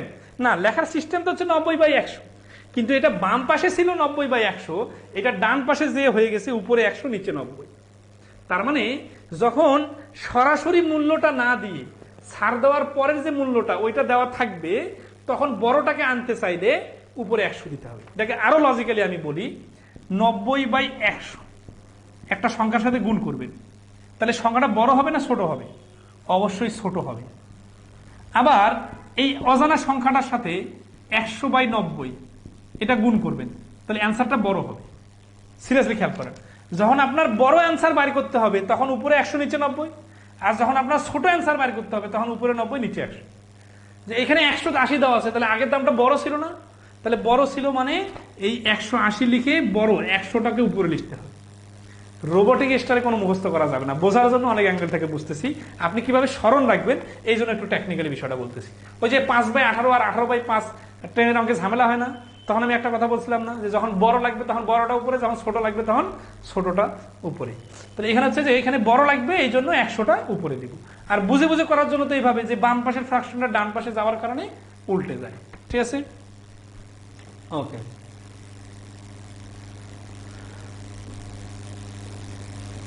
বেসিক ম্যাথগুলো আপনারা নিজে থেকে পড়ার চেষ্টা করবেন। এখানে তো বেশ কিছু অঙ্ক দিয়েছেন কিন্তু সমস্যা হয়ে যাচ্ছে, আমি যে একটা পোস্ট দিছিলাম ওইখানে অঙ্ক অনেকক্ষণ আমি দেখলাম অঙ্ক ওইখানে কেউ লিখে দেন নাই। কারণ কি, ওইখানে যদি লিখে দেন তাহলে সমস্যা হয় কি, আমরা এই যে ক্লাসে নেওয়ার আগে ইনপুট দিয়ে দিতে পারবো, কিন্তু এই যে এখানে অনেকে কমেন্টে অঙ্ক করছে দিচ্ছেন, বাট এখন এই অঙ্কটা আমি সবাইকে তো অঙ্কটা দেখাইতে হবে। এখন আমি যদি রিডিং পড়ি অনেকে ধরতে পারবেন না, আবার ওই অঙ্কটা এখন ইনস্ট্যান্ট আমাদের সফটওয়্যারে ইনপুট দেওয়া কঠিন, আবার হচ্ছে অঙ্কটা আমি যদি লিখতে যাই লিখতে অনেক সময় লাগে। এই জন্য আমি যেটা বলি যে যখন আমি পোস্ট দিয়ে দিব গ্রুপে, আপনারা যেটা করবেন ওই পোস্টের কমেন্টে প্রবলেমগুলো লিখে দিবেন। আমি যখন প্রবলেমগুলো দেখবো ওই প্রবলেমগুলো ইনপুট দিয়ে আপনাদেরকে তখন ক্লাসে সুন্দরভাবে শেখাই দিব। কিন্তু এই ইনস্ট্যান্ট এইভাবে মানে প্রশ্ন নেওয়া কঠিন, আপনাদের যদি এমনিতে কোনো প্রবলেম থাকে সেটা দেখানো সম্ভব। আচ্ছা, তারপর যে কয়েকটা দেখানো দরকার একটু দেখা দিই, ঠিক আছে? কারণ 17 ক্লাসে আসলে শেখানো আসলে তো এখানে সাইমা তাবাসসুম জেনিফা, একটা গাছের উচ্চতা প্রতি বছর 20% করে বৃদ্ধি পায়। যদি বর্তমান গাছের উচ্চতা 180% হয় তাহলে 2 বছর আগে গাছটির উচ্চতা কত ছিল? এরকম কয়েক সেকেন্ডের সমাধান দেখবেন। দেখেন 180 মানে 1080 না, 1080 গুণন উপরে 5 নিচে 6 গুণন উপরে 5 নিচে 6, 6 দিয়ে কাটলে হচ্ছে 6কে 6, 6 × 48 আর হচ্ছে 30, 5 5 25, 25 30 হচ্ছে 750। এতটুকু লিখে এই অঙ্কটার অ্যান্সার বলা সম্ভব যদি আপনি এইভাবে ভাবতে পারেন।